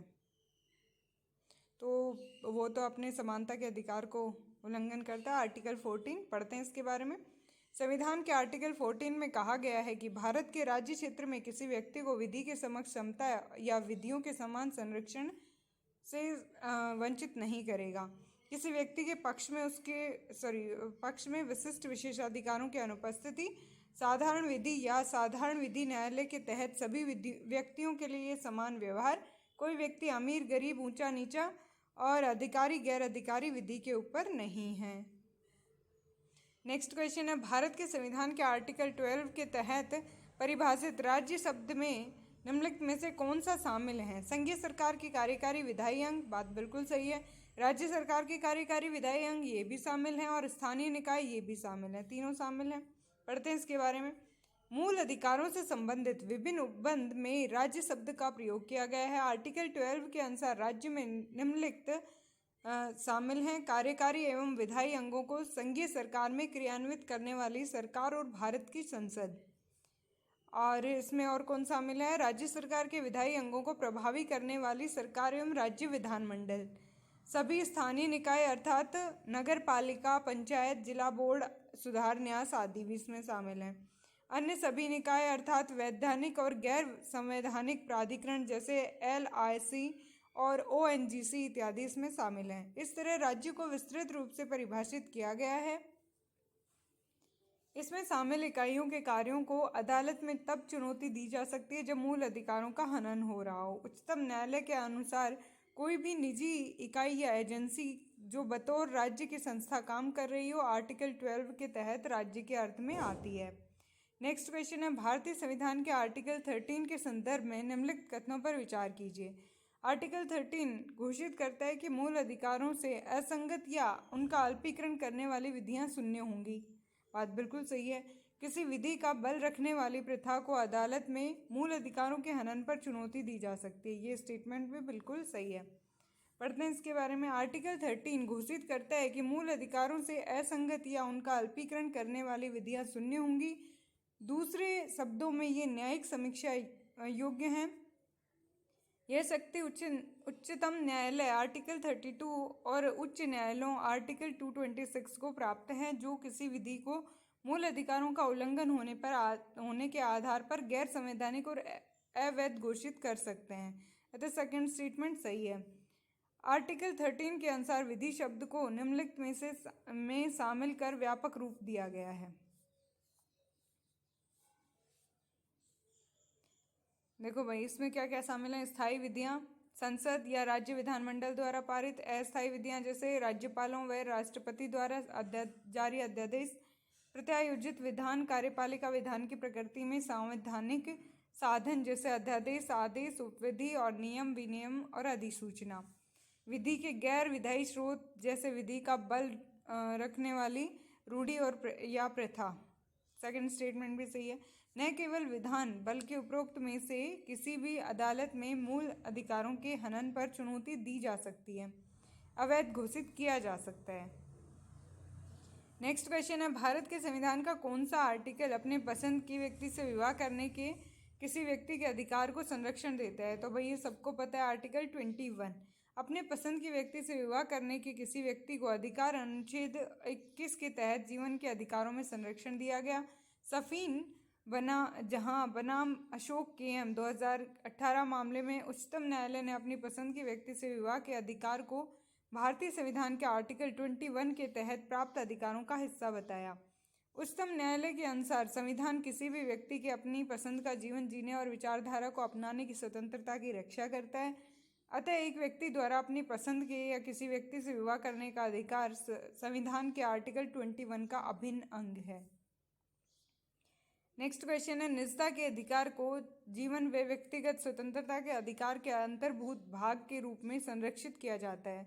भारत के संविधान में निम्नलिखित में से किससे उपर्युक्त कथन सही और समुचित ढंग से अर्थित होता है? तो ये आर्टिकल 21 में आता है, जो भाग 3 की गारंटी की गई स्वतंत्रताएं पढ़ते हैं इसके बारे में। संविधान के भाग 3 में आर्टिकल 21 प्राण और दैहिक स्वतंत्रता का अधिकार है, अतः विकल्प सी सही है। भारत के संविधान के किस आर्टिकल के अंतर्गत निजता का अधिकार संरक्षित है? तो वो है भाई आर्टिकल 21 के तहत। पुट्टा स्वामी केस निजता का अधिकार एक मौलिक अधिकार है जिसका आर्टिकल 21 के अंतर्गत संरक्षण प्राप्त है। उच्चतम न्यायालय ने मेनका मामले में अपने मामलों को सुनाते हुए आर्टिकल 21 के भाग के रूप में निम्नलिखित अधिकारों की घोषणा की, जिनमें से एक निजता का अधिकार है। नेक्स्ट क्वेश्चन है, निम्नलिखित में से कौन सा मूल अधिकार है? आचरण का अधिकार, शयन का अधिकार और अपनी पुस्तक के प्रकाशन का अधिकार। तो भाई ये तीनों के तीनों ही मूल अधिकार हैं अपने। पढ़ते हैं इसके बारे में। आचरण का अधिकार 25 में प्रदान किया गया है, इसलिए ये एक मूल अधिकार है। धार्मिक पूजा, परंपरा, समारोह करने और अपनी आस्था और विचारों के प्रदर्शन की स्वतंत्रता। शयन का अधिकार एक जीवन का अधिकार है जो आर्टिकल 21 के अंतर्गत वर्णित है। किसी पुस्तक का प्रकाशन, बोलने और अभिव्यक्ति की स्वतंत्रता का अधिकार है जो आर्टिकल 19(1)(a) के में वर्णित किया गया है, एक मूल अधिकार है। ठीक है भाई। नेक्स्ट क्वेश्चन है, निम्नलिखित में से कौन सा कार्य भारतीय संविधान के आर्टिकल 23 का स्पष्ट उल्लंघन है? सार्वजनिक प्रयोजनों के लिए अनिवार्य सेवा, देवदासी, बाल श्रम और बंधुआ मजदूरी। तो भाई इसमें से जो देवदासी और बंधुआ मजदूरी है ये आर्टिकल 23 का उल्लंघन है। पढ़ते हैं इसके बारे में।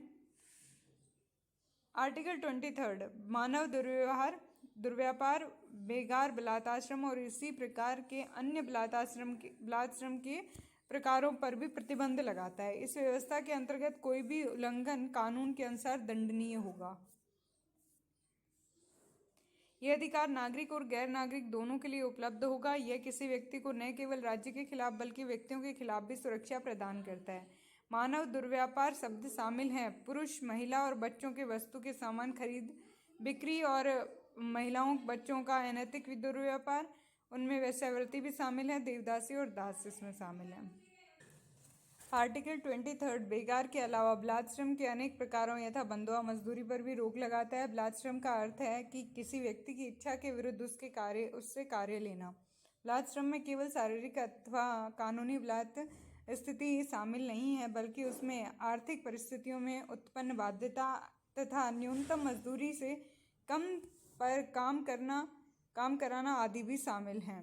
आर्टिकल 23 में इस उपबंध में यह भी प्रावधान है कि यह राज्य को अनुमति प्रदान करता है कि सार्वजनिक उद्देश्यों के लिए अनिवार्य सेवा, उदाहरण के लिए सैन्य सेवा और सामाजिक सेवा आरोपित कर सकता है जिनके लिए वे धन देने के लिए बाध्य नहीं है, लेकिन इस तरह की सेवा में लगाने में राज्य को धर्म, जाति और वर्ग के आधार पर भेदभाव की अनुमति नहीं है। फर्स्ट स्टेटमेंट सही नहीं है क्योंकि आर्टिकल 23 का उल्लंघन नहीं करता है। आर्टिकल 24 के अंतर्गत निषेध है किसी भी 14 वर्ष से कम आयु के बच्चे बालक को खतरनाक कार्य के नियोजन में नहीं लगा सकता है। थर्ड स्टेटमेंट गलत है। नेक्स्ट क्वेश्चन है, निम्नलिखित में से कौन सा स्वतंत्रता के अधिकारों के अंतर्गत शामिल नहीं है? स्वास्थ्य का अधिकार, शिक्षा का अधिकार और शांति का अधिकार। तो भाई इनमें से कौन सा सम्मिलित है स्वतंत्रता के अधिकार में? सारे ही हैं शामिल। देखो, स्वास्थ्य का अधिकार आर्टिकल 21 के अंतर्गत वर्णित है। शिक्षा का अधिकार आर्टिकल 21 के अंतर्गत वर्णित है जो कि एक स्वतंत्रता का अधिकार है आर्टिकल 21(a) के अंतर्गत। उच्चतम न्यायालय ने मेनका मामले में अपने फैसले को दोबारा स्थापित किया। इसमें आर्टिकल 21 के भाग के रूप में निम्नलिखित अधिकारों की घोषणा की। मानवीय प्रतिष्ठा के साथ साथ जीवन जीने का अधिकार, स्वच्छ पर्यावरण, प्रदूषण रहित जल और वायु में जीने का अधिकार और हानिकारक उद्योगों की विरुद्ध सुरक्षा, जीवन रक्षा का अधिकार, निजता का अधिकार और आश्रय का अधिकार इसके अंतर्गत आता है।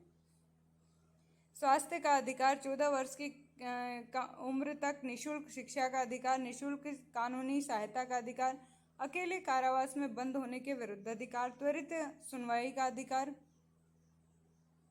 हथकड़ी लगाने के विरुद्ध अधिकार, अमानवीय व्यवहार के विरुद्ध अधिकार, देर से फांसी के विरुद्ध अधिकार, विदेश यात्रा करने का अधिकार, बंधुआ मजदूरी करने के विरुद्ध अधिकार, हिरासत में शोषण के विरुद्ध अधिकार, आपातकालीन चिकित्सा सुविधा का अधिकार और सरकारी अस्पतालों में समय पर उचित इलाज का अधिकार, राज्य के बाहर न जाने का अधिकार, निष्पक्ष सुनवाई का अधिकार, कैदी के लिए जीवन की आवश्यकताओं का अधिकार, महिलाओं के साथ आदर और सम्मान पूर्वक व्यवहार करने का अधिकार, सामाजिक फांसी के विरुद्ध अधिकार, पहाड़ी क्षेत्रों में मार्ग का अधिकार, सूचना का अधिकार, प्रतिष्ठा का अधिकार, दोष सिद्धि वाले न्यायालय आदेश में अपील का अधिकार, पारिवारिक पेंशन का अधिकार, सामाजिक और आर्थिक न्याय और सशक्तिकरण का अधिकार, बार और केटर्स के विरुद्ध अधिकार, जीवन बीमा पॉलिसी के विनियोग का अधिकार, शयन का अधिकार, शोर प्रदूषण से मुक्ति का अधिकार, धरणीय विकास का अधिकार और अवसर का अधिकार, शांति का अधिकार, वाक्य और अभिव्यक्ति की स्वतंत्रता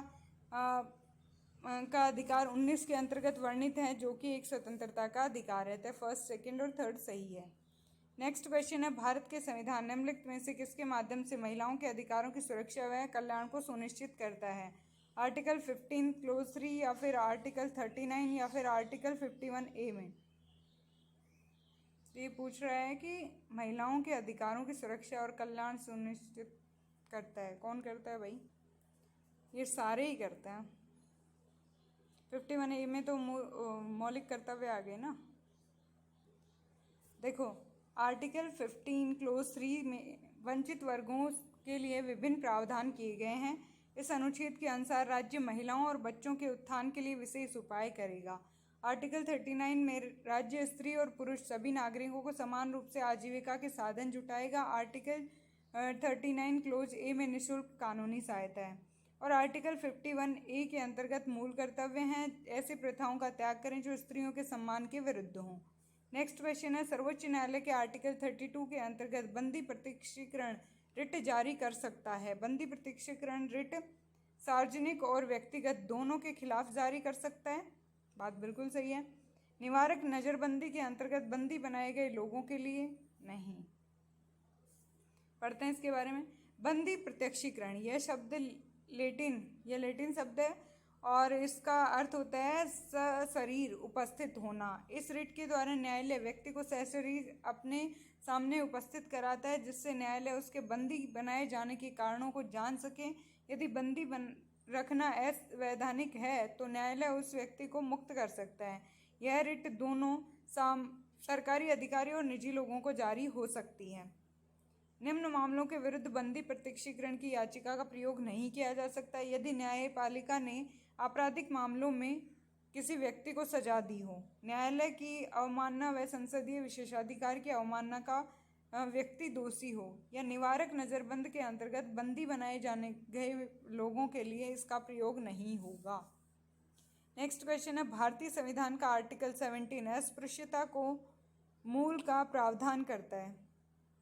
अस्पृश्यता के मूल का प्रावधान करता है। इस संदर्भ में निम्नलिखित कथनों पर विचार कीजिए। यह राज्य के साथ साथ निजी व्यक्तियों के विरुद्ध भी अवेलेबल है। बात तो बिल्कुल सही है। संविधान में अस्पृश्यता शब्द को परिभाषित किया गया है? नहीं। आर्टिकल 17 में अस्पृश्यता के समापन की व्यवस्था की गई है। आर्टिकल 17 व्यक्ति एवं राज्य दोनों के विरुद्ध उपलब्ध है। अस्पृश्यता शब्द की परिभाषा को संविधान में उल्लेख नहीं किया गया है, क्योंकि न्यायालय ने अस्पृश्यता शब्द को ऐतिहासिक करार दिया है और जन्मजात कारणों से कुछ लोगों या जातियों को निम्न समझा जाता है। उच्चतम न्यायालय ने आर्टिकल 17 के तहत यह व्यवस्था दी है कि यह अधिकार किसी निजी व्यक्ति और राज्य का संवैधानिक दायित्व होगा और इस अधिकार के हनन को रोकने के लिए जरूरी कदम उठाएं। नेक्स्ट क्वेश्चन है, भारत के निवारक निरोध के संदर्भ में निम्नलिखित कथनों पर विचार कीजिए। निरोध का आधार संबंधित व्यक्ति को गिरफ्तारी से पूर्व बताया जाना अनिवार्य। निवारक निरोध के संबंध में विधायी शक्ति अनन्य रूप से संसद के पास है। निरोध को 3 माह से अधिक नहीं बढ़ाया जा सकता जब तक कि सलाहकार बोर्ड इस बात की अनुशंसा नहीं करता। तो भाई इसमें सेकंड और थर्ड स्टेटमेंट सही है, बाकी फर्स्ट गलत है। पढ़ते हैं इसके बारे में। नज़रबंद व्यक्तियों को प्राप्त अधिकार। निवारक निरोध में बंदी व्यक्तियों के लिए मूल अधिकारों का उल्लेख आर्टिकल 22 क्लोज 4 और से 22 क्लोज 7 तक किया गया है, जिसके अंतर्गत वे भी अपने निवारक निरोध का कारण जान सकेंगे और वे अपनी सहायता के लिए वकील भी कर सकते हैं। किसी भी व्यक्ति को यदि 3 माह से अधिक निवारक निरोध के तहत बंदी रखना है तो उसके लिए उसे एक बोर्ड के समक्ष प्रस्तुत करना होगा, जिसका अध्यक्ष उच्च न्यायालय के न्यायाधीश की योग्यता रखने वाला व्यक्ति होगा। इसकी अनुमति के बाद ही व्यक्ति को 3 महीने से ज़्यादा नज़रबंद रखा जा सकता है। तो थर्ड स्टेटमेंट सही है। निवारक नज़रबंदी में रखे गए व्यक्तियों को नज़रबंदी का कारण नहीं बताया जाएगा यदि यह सार्वजनिक हितों के विरुद्ध हो, इसलिए फर्स्ट स्टेटमेंट गलत है। संसद को नज़रबंदी की ऐसी विधि के निर्माण का अधिकार है जिसमें व्यक्तियों को 3 महीने से ज़्यादा नज़रबंद रखा जा सकता है। निवारक निरोध कानून जिन्हें संसद द्वारा बनाया गया है, जैसे राष्ट्रीय सुरक्षा अधिनियम NSA 1980, गैर कानूनी गतिविधियां रोकथाम अधिनियम UAPA। सेकेंड स्टेटमेंट सही है भाई। नेक्स्ट क्वेश्चन है, आर्टिकल 35 के तहत संसद को निम्नलिखित में से किस या किन अपराधों के लिए विधि निर्माण करने की शक्तियां हैं? अस्पृश्यता आर्टिकल 17, मूल अधिकारों के क्रियान्वयन के लिए निर्देश आर्टिकल 32 और सशस्त्र बलों और पुलिस बलों आदि के सदस्यों के मूल अधिकारों पर प्रतिबंध। तो भाई ये तीनों पे ही काम कर सकता है। देखते हैं।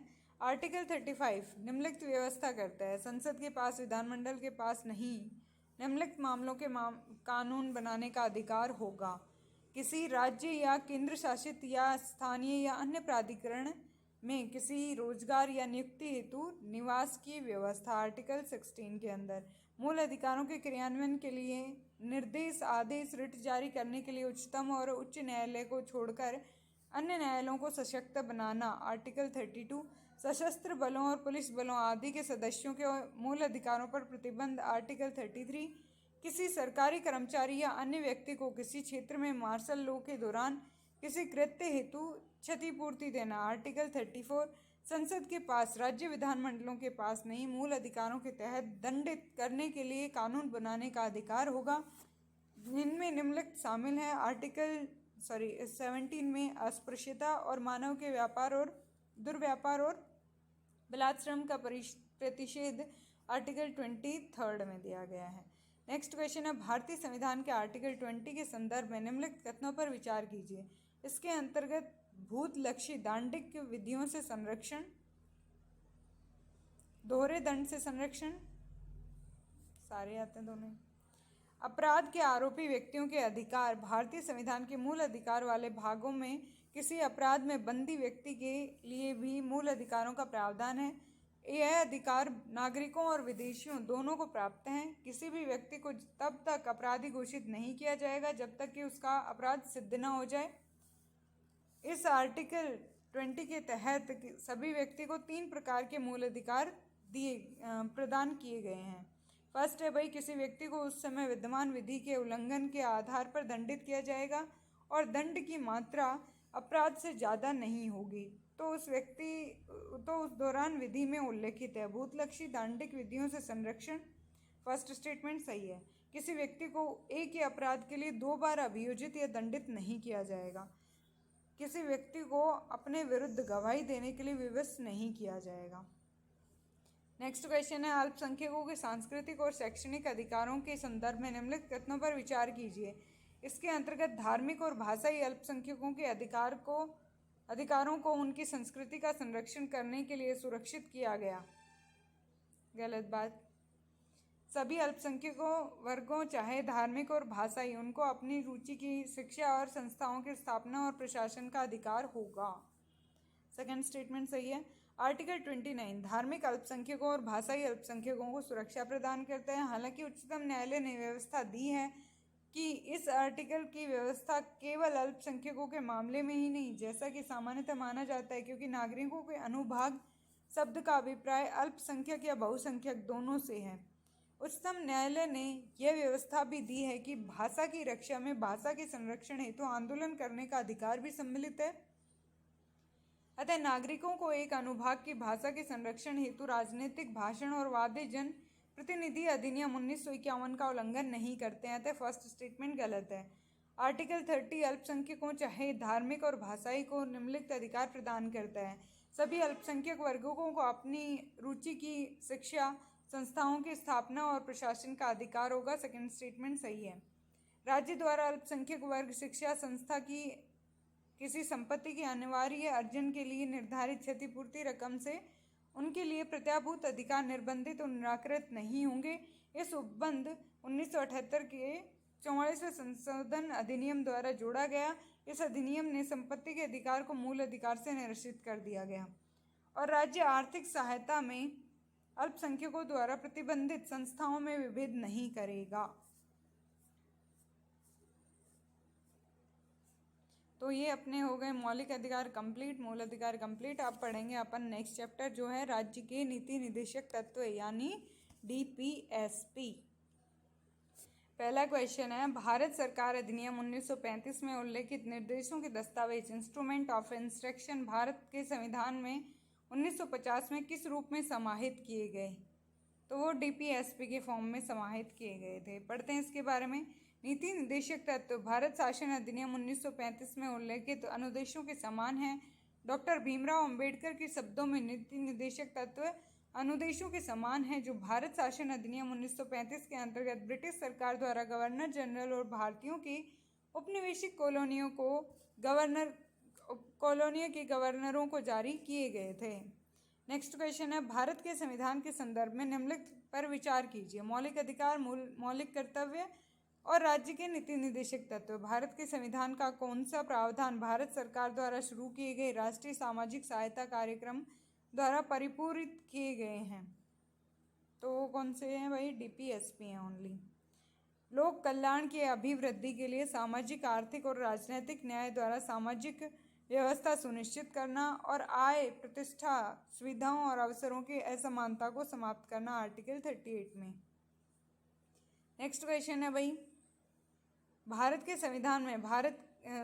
संविधान में राज्य के नीति निदेशक तत्व सिद्धांतों के अंतर्गत निम्नलिखित प्रावधानों पर विचार कीजिए।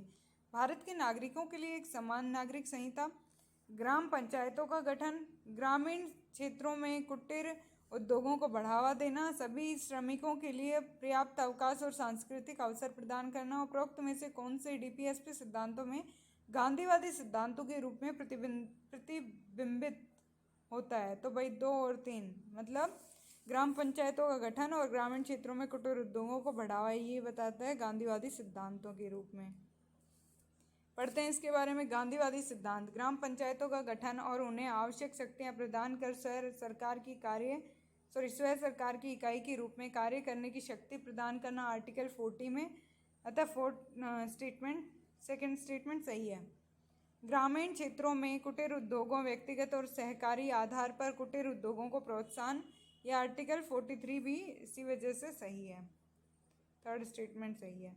सरकारी समितियों के स्वैच्छिक गठन और स्वायत्त संचालन, लोकतांत्रिक नियंत्रण और व्यावसायिक प्रबंधन को बढ़ावा देना, आर्टिकल 43 भी बताता है ये। अनुसूचित जाति व जनजाति और समाज के कमजोर वर्ग के शैक्षणिक और आर्थिक हितों को प्रोत्साहन व सामाजिक न्याय और शोषण से सुरक्षा, आर्टिकल 46 बताता है।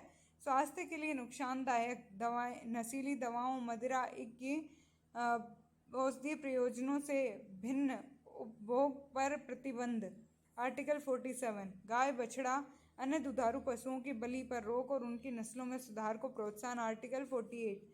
फर्स्ट स्टेटमेंट गलत है क्योंकि भारत के नागरिकों के लिए एक समान नागरिक संहिता आर्टिकल 44 में दी गई है, ये उदार सिद्धांतों से संबंधित है। फोर्थ स्टेटमेंट गलत है क्योंकि सभी नागरिकों के लिए पर्याप्त अवकाश और सांस्कृतिक अवसर प्रदान करना, क्योंकि ये समाजवादी सिद्धांतों को दर्शाता है।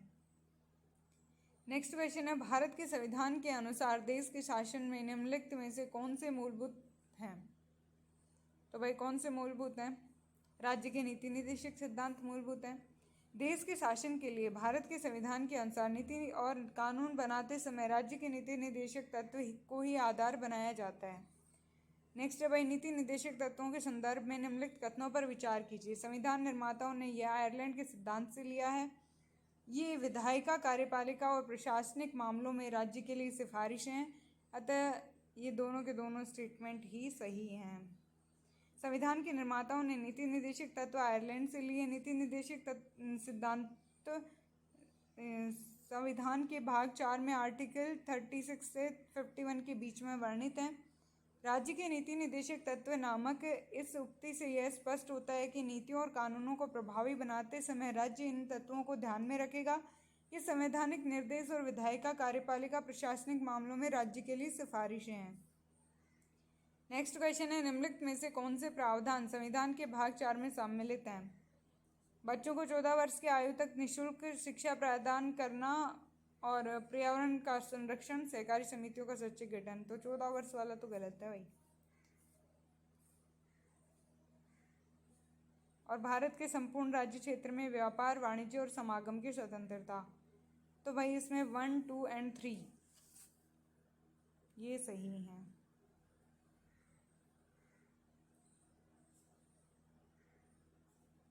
देखते हैं 14 वर्ष यार, अब तो 6 वर्ष हो गया ना उसके अंदर, आर्टिकल 15 के अंदर, 45 के अंदर। देखते हैं। 4th गलत है क्योंकि यह भाग 13 में आर्टिकल 301 में वर्णित एक अधिकार है। और 2nd सही है क्योंकि पर्यावरण संरक्षण और संवर्धन, वन व वन्य जीवों की सुरक्षा 48A में वर्णित जो संविधान के भाग 4 में है। 3rd स्टेटमेंट सही है जो भाग 4 में वर्णित है। और सहकारी समितियों की स्वैच्छिक गठन, स्वायत्त संचाल, लोकतांत्रिक निमंत्रण तथा व्यावसायिक प्रबंधन को बढ़ावा देना आर्टिकल 43B और भाग 4 में वर्णित प्रावधान है। 1st स्टेटमेंट जो कि 86 संविधान संशोधन अधिनियम 2002 द्वारा बदला गया, मूलतः इसमें 14 वर्ष के बच्चों के लिए अनिवार्य निःशुल्क शिक्षा की व्यवस्था की गई है। देखो भाई ये जितने भी आर्टिकल इसमें DPSP में इंक्लूडेड हैं। फर्स्ट है भाई 36 राज्य की परिभाषा, 37 में इस भाग में समाहित सिद्धांतों को लागू करना, 38 में राज्य द्वारा जन कल्याण के लिए सामाजिक व्यवस्था को बढ़ावा देना, 39 राज्य द्वारा अनुसरण किए जाने वाले कुछ नीति सिद्धांत, 39A समान न्याय और निःशुल्क कानूनी सहायता, 40 ग्राम पंचायतों का गठन, 41 कुछ मामलों में काम का अधिकार और शिक्षा का अधिकार, सार्वजनिक सहायता, 42 न्यायोचित और मानवीय कार्यों और दशाओं मातृत्व सहायता के लिए प्रावधान, 43 कर्मचारियों को निर्वाह वेतन, 43A उद्योगों के प्रबंधन में कर्मचारियों की भूमिका, कामगारों की सुरक्षित भागीदारी, 43B सहकारी समितियों का गठन, 44 नागरिकों के लिए समान नागरिक संहिता, 45 बालपन पूर्व देखभाल, 6 वर्ष से कम आयु के बच्चों की शिक्षा, 46 अनुसूचित जाति व अनुसूचित जनजाति का कमजोर वर्गों के शैक्षिक और आर्थिक हितों को बढ़ावा देना, 47 पोषाहार का स्तर बढ़ाने और जीवन स्तर सुधारने तथा जन स्वास्थ्य की स्थिति बेहतर करने से संबंधित सरकार का कर्तव्य है, 48 कृषि और पशुपालन का संगठन, 48A पर्यावरण संरक्षण और संवर्धन, वन व वन्य जीवों की सुरक्षा, 49 स्मारकों व राष्ट्रीय महत्व के स्थानों व वस्तुओं का संरक्षण, 50 न्यायपालिका और कार्यपालिका के बीच पृथक्करण और 51 अंतर्राष्ट्रीय शांति और सुरक्षा को प्रोत्साहन।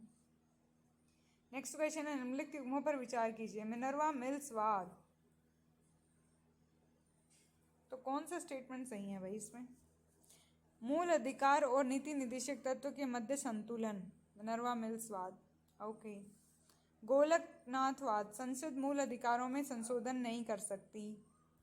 केशवानंद भारतीवाद, मूल अधिकारों पर नीति निदेशक तत्वों का महत्व। मिनर्वा मिल्स मामला 1980 में उच्चतम न्यायालय ने संसद की संविधान संशोधन की अपरिवर्तनीय शक्ति को अमान्य घोषित कर दिया है। कहा है कि न्यायिक समीक्षा संविधान के मूल ढांचे का भाग है। उच्चतम न्यायालय ने कहा कि भारतीय संविधान मूल अधिकार और नीति निदेशक तत्वों के मध्य संतुलन पर आधारित है। नीति निदेशक तत्वों और मूल अधिकारों का यह विरोध गोलकनाथ के बाद स्पष्ट रूप से सामने आया है। इसमें न्यायपालिका का दृष्टिकोण निश्चित रूप से अभूतपूर्व अप्रत्याशित था, क्योंकि इसमें न्यायपालिका ने मूल अधिकारों को एक विशेष सर्वोच्च तथा पवित्र स्थान प्रदान किया, अर्थात मूल अधिकारों को संशोधन नहीं किया जा सकता।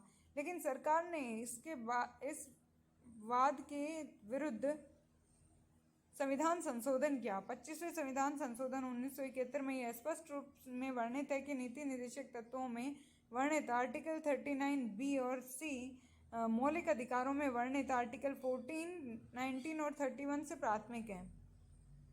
सरकार के द्वारा पहली बार 2 नीति निदेशक तत्वों को 3 मौलिक अधिकारों के ऊपर प्राथमिकता दी गई। आर्टिकल 39B(C) नामक नीति निदेशक तत्व को लागू करने के लिए मूल अधिकारों के आर्टिकल 14, 19 और 31 का उल्लंघन किया जा सकता है। नेक्स्ट है केशवानंद भारतीवाद। न्यायपालिका ने 25वें संविधान संशोधन 1971 को वैध माना। उसमें नीति निदेशक तत्वों को मूल अधिकारों पर प्राथमिकता प्रदान की। यह नीति निर्देशक तत्वों का स्पष्ट महत्व है। आर्टिकल 39B एंड सी को लागू करने के लिए आर्टिकल 14, 19 और 31 का उल्लंघन किया जा सकता है। न्यायपालिका ने पहली बार मूल अधिकारों पर नीति निर्देशक तत्वों को प्राथमिकता प्रदान की। अब आता है अपना नेक्स्ट चैप्टर अपना मूल कर्तव्य। पढ़ते हैं इसके क्वेश्चंस फटाफट। भारत के संदर्भ में निम्नलिखित में से कौन सा अधिकारों और कर्तव्यों के बीच सही संबंध है? अधिकार कर्तव्यों के साथ सह संबंधित है, यही बात है भाई, दोनों आपस में दोस्त हैं। पढ़ते हैं इसके बारे में। थ्योरी काफ़ी बड़ी दे रखी है भाई। अधिकार और कर्तव्य एक दूसरे से अंतर संबंधित हैं। अधिकार सभी नागरिकों के लिए समान है। कोई भी अधिकार गैर सामाजिक कर्तव्यों की मान्यता नहीं देता। मूल कर्तव्य के बिना किसी भी व्यक्ति के अधिकार सुरक्षित नहीं रहेंगे, क्योंकि केवल अधिकार से समाज में अराजकता उत्पन्न हो जाएगी और अधिकारों के अभाव में व्यक्ति राज्य और सरकार का दास बन जाएगा तथा अधिकारों के अभाव में राज्य का व्यक्ति के जीवन के प्रत्येक पक्षों पर नियंत्रण स्थापित हो जाएगा। अतः अधिकार एवं कर्तव्य एक दूसरे के पूरक हैं, एक ही सिक्के के दो पहलू हैं। इस प्रकार के प्रश्न को हल करने के लिए आप उदाहरण के साथ हल देख सकते हैं भाई। अगर वोट देने का अधिकार, कोई अधिकार जैसे वोट देने का अधिकार, क्या ये राज्य की स्थिरता के लिए महत्वपूर्ण नहीं है, जबकि वे बहुत महत्वपूर्ण है? तो भाई दोनों इम्पोर्टेंट है। भारतीय संविधान में उपबंधित मूल कर्तव्यों के संबंधित में निम्नलिखित कथनों पर विचार कीजिए। मूल कर्तव्य सभी के लिए हैं, चाहे वे नागरिक हों या विदेशी। ये तो गलत बात है। संविधान मूल कर्तव्यों को लागू करने के लिए संसद को अधिकृत करता है, ये बात भी गलत है। पढ़ते हैं इसके बारे में। देखो फर्स्ट स्टेटमेंट क्यों गलत है, क्योंकि संविधान के भाग 4A एवं आर्टिकल 51A में वर्णित मूल कर्तव्य केवल नागरिकों के लिए है, जिसका अभिप्राय है कि विदेशी व्यक्तियों के लिए मूल कर्तव्य लागू नहीं होगा, जबकि मूल अधिकार घरेलू नागरिकों और विदेशी नागरिकों दोनों के लिए उपलब्ध है। सेकेंड स्टेटमेंट सही नहीं है, क्योंकि संविधान मूल कर्तव्यों को बलपूर्वक लागू करने हेतु किसी भी उपाय की अनुशंसा नहीं करता है, इन्फोर्सेबल नहीं है। निम्नलिखित में से कौन सा भारतीय संविधान के मूल कर्तव्य की सूची में शामिल है? भारत की संप्रभुता, एकता और अखंडता की रक्षा करें, लोगों में समरसता और भ्रातृत्व की भावना का प्रसार करना, सार्वजनिक संपत्ति की सुरक्षा करें और हिंसा से दूर रहें, राष्ट्रीय आंदोलन को प्रेरित करने वाले उच्च आदर्शों का सम्मान करें। आई थिंक सभी आ जाएंगे इसके अंदर, तो सभी आगे। संविधान में वर्णित मौलिक कर्तव्य निम्नलिखित हैं। संविधान का पालन करें, उसके आदर्शों और संस्थाओं, राष्ट्रध्वज और राष्ट्रगान का आदर करें, स्वतंत्रता के लिए हमारे राष्ट्रीय आंदोलनों को प्रेरित करने वाले उच्च आदर्शों को हृदय में संजोए रखें और उनका पालन करें, भारत की संप्रभुता, एकता और अखंडता की रक्षा करें, उसे अक्षुण्ण रखें और देश की रक्षा करें और आह्वान किए जाने पर राष्ट्र की सेवा करें, भारत के सभी लोगों में समरसता और भ्रातृत्व की भावना का निर्माण करें, जो धर्म, भाषा और प्रदेश या वर्ग आधारित सभी भेदभाव से परे हों, ऐसी प्रथाओं का त्याग करें जो स्त्रियों के सम्मान के विरुद्ध हों, हमारी संस्कृति की गौरवशाली परंपरा का महत्व समझें और इसका परिरक्षण करें, प्राकृतिक पर्यावरण की, जिसके अंतर्गत वन, झील, नदी और वन्य जीव हैं, रक्षा करें, उनका संवर्धन करें और प्राणी मात्र के प्रति दया भाव रखें, वैज्ञानिक दृष्टिकोण, मानववाद और ज्ञानार्जन और सुधार की भावना का विकास करें, सार्वजनिक संपत्ति को सुरक्षित रखें और हिंसा से दूर रहें, व्यक्तिगत और सामूहिक गतिविधियों के सभी क्षेत्रों में उत्कृष्ट की ओर बढ़ने का सतत प्रयास करें, जिससे राष्ट्र निरंतर बढ़ते हुए प्रगति और उपलब्धि की नई ऊंचाइयों को छू लें। 6 से 14 वर्ष की उम्र के अपने बच्चों को शिक्षा के अवसर प्रदान करना, उपलब्ध कराना, यह कर्तव्य 86वें संविधान संशोधन अधिनियम 2002 के द्वारा जोड़ा गया। नेक्स्ट क्वेश्चन है, भारतीय संविधान के अंतर्गत निम्नलिखित में से कौन सा मूल कर्तव्य नहीं है? लोक चुनाव में मतदान करना, यही मूल कर्तव्य नहीं है, कभी पढ़ा ही नहीं। बाकी वैज्ञानिक प्रवृत्ति विकसित करना, ये भी है। सार्वजनिक संपत्ति की सुरक्षा करना, ये भी है। संविधान के प्रति निष्ठावान रहना और उनके आदर्शों का सम्मान करना, ये भी हैं। 51A में सारे वर्णित हैं। नेक्स्ट क्वेश्चन है, मूल कर्तव्यों के संदर्भ में निम्नलिखित कथनों पर विचार कीजिए। मूल कर्तव्य व्यवहारिक रूप से बाध्यकारी हैं, ऐसा कुछ नहीं है। मूल कर्तव्यों में राज्य शब्द का प्रयोग किया गया है, ऐसा तो नहीं। भारतीय संविधान में मूल कर्तव्य रूसी संविधान से प्रभावित होकर लिया गया है। ये स्टेटमेंट तो सही है। भारत केवल एकमात्र लोकतांत्रिक देश है जो मूल कर्तव्यों को अपनाया गया है, ऐसा कुछ नहीं है भाई। तो इसमें आई थिंक यार ये बाध्यकारी हैं कि नहीं है, देखना पड़ेगा। बाध्यकारी हैं।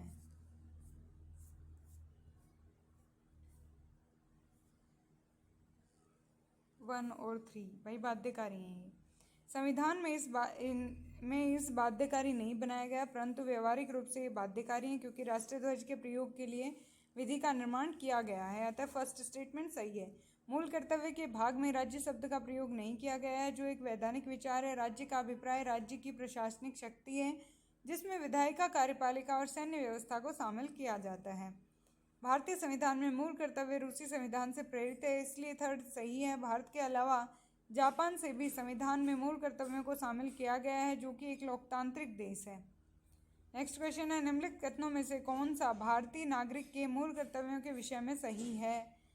इन कर्तव्यों को परिवर्तित करने के लिए एक विधायी प्रक्रिया दी गई है। नहीं, ये विधिक कर्तव्यों के साथ परस्पर संबंधित हैं, ये बात भी बिल्कुल गलत है। देखो, मौलिक कर्तव्यों के कार्यान्वयन के संबंध में विभिन्न विधानों में प्रावधान है। उदाहरण के लिए वही राष्ट्रीय गौरव अपमान निवारण अधिनियम 1971, वन्य जीव संरक्षण अधिनियम 1972। हालांकि मौलिक कर्तव्यों को लागू करने के लिए एक अलग विधायी प्रक्रिया प्रदान नहीं की गई है। मौलिक कर्तव्यों का कानूनी कर्तव्यों से कोई संबंध नहीं है। नेक्स्ट क्वेश्चन है, निम्नलिखित विधिक प्रावधानों में से कौन से भारत में मौलिक कर्तव्यों के क्रियान्वयन में सहायता करते हैं? राष्ट्र गौरव अपमान निवारण अधिनियम, भारतीय दंड संहिता IPC और लोक प्रतिनिधि अधिनियम 1951। तो भाई इसके अंदर यार ये सारे के सारे ही हैं, तीनों ही हैं। पढ़ते हैं इसके बारे में यार क्या कहता है। नागरिकों के मूल कर्तव्य संबंधी वर्मा समिति 1999 ने कुछ मूल कर्तव्यों की पहचान और उनके क्रियान्वयन के लिए कानूनी प्रावधान को लागू करने की व्यवस्थाएं की हैं। वे निम्नलिखित हैं। राष्ट्र गौरव अपमान निवारण अधिनियम 1971, यह भारत के संविधान, राष्ट्रीय ध्वज और राष्ट्रगान के अनादर का निवारण करता है। बहुत से आपराधिक कानून लोगों के मध्य भाषा, मूलवंश, जन्म स्थान, धर्म आदि के आधार पर विभेद फैलाने वाले को दंड देने की व्यवस्था करते हैं। सिविल अधिकार संरक्षण अधिनियम 1955 जाति व धर्म से संबंधित अधिकारों पर दंड की व्यवस्था करता है। भारतीय दंड संहिता IPC घोषणा करती है कि राष्ट्रीय अखंडता के लिए पूर्वग्रह से ग्रस्त अभ्यारोपण और अभिकथन दंडात्मक अपराध होगा। विधि विप्त क्रियाकलाप निवारण अधिनियम 1976 किसी सांप्रदायिक संगठन को गैर कानूनी घोषित करने की व्यवस्था करता है। लोक प्रतिनिधित्व अधिनियम 1951 भ्रष्टाचार में संलिप्त, धर्म के आधार पर मत मांगने, लोगों में धर्म, जाति, भाषा के आधार पर विभेद बढ़ाने वाले संसद सदस्यों और राज्य विधानमंडल सदस्यों को अयोग्य घोषित करने की व्यवस्था करता है। वन्य जीव संरक्षण अधिनियम 1972 दुर्लभ और लुप्तप्राय जातियों के व्यापार पर प्रतिबंध लगाता है। वन संरक्षण अधिनियम 1980 वनों की अनियंत्रित कटाई एवं वन भूमि की गैर वन उद्देश्यों के लिए इस्तेमाल कर रोक सकता है। नेक्स्ट क्वेश्चन है, मूल कर्तव्यों से संबंधित सरदार स्वर्ण सिंह समिति 1976 के संदर्भ में निम्नलिखित कथनों पर विचार कीजिए। इस समिति द्वारा दी गई सभी सिफारिशों को भारतीय संविधान के मूल कर्तव्यों के अंतर्गत सम्मिलित कर लिया गया। ये बात तो बिल्कुल सही नहीं है। मूल कर्तव्यों के कार्यान्वयन को न्यायिक समीक्षा से बाहर रखने की अनुशंसा की गई, ये स्टेटमेंट सही है। यद्यपि स्वर्ण सिंह समिति ने संविधान में 8 मूल कर्तव्यों को जोड़े जाने का सुझाव दिया था, लेकिन 42वें संविधान संशोधन अधिनियम 1976 द्वारा 10 मूल कर्तव्य को जोड़ा गया। समिति द्वारा दी गई कुछ सिफारिशों को कांग्रेस पार्टी द्वारा स्वीकार नहीं किया गया, इन्हें संविधान में शामिल नहीं किया गया है। अतः इनमें कौन कौन शामिल है भाई? इसमें संसद किसी आर्थिक दंड या सजा का प्रावधान तब कर सकती है जब कोई किसी कर्तव्य का अनुपालन से इनकार कर दे। मूल अधिकारों के लागू करने का अधिकार मूल कर्तव्यों के अरुचिकर होने के आधार पर कोई भी कानून इस तरह का अर्थ दंड या सजा लगाने का प्रावधान अदालत द्वारा नहीं करेगा। कर अदायगी भी नागरिकों का मूल कर्तव्य होना चाहिए। अतः फर्स्ट स्टेटमेंट गलत है। समिति की अनुशंसा की मूल कर्तव्य को कार्यान्वित करने के संबंध में दंड और सजा आरोपित करने वाले किसी भी कानून को किसी भी मूल अधिकार के उल्लंघन और संविधान के किसी भी अन्य प्रावधान के विरोध के आधार पर किसी भी न्यायालय में प्रश्नगत नहीं किया जाएगा। इसलिए मूल कर्तव्यों के कार्यान्वयन और को न्यायिक समीक्षा से बाहर रखने की अनुशंसा की गई थी। तो ये हो गए अपने सारे चैप्टर, आज के जो पिलर फर्स्ट के जितने चैप्टर अपन को इंक्लूड करने थे। 9 चैप्टर कंप्लीट हो गए। अब इसका करेंगे एक टेस्ट पेपर सॉल्व, और इस तरह ये पॉलिटी के पूरा सेगमेंट 6 पिलर्स में कंप्लीट होगा और 6 इसके पेपर होंगे। क्लियर?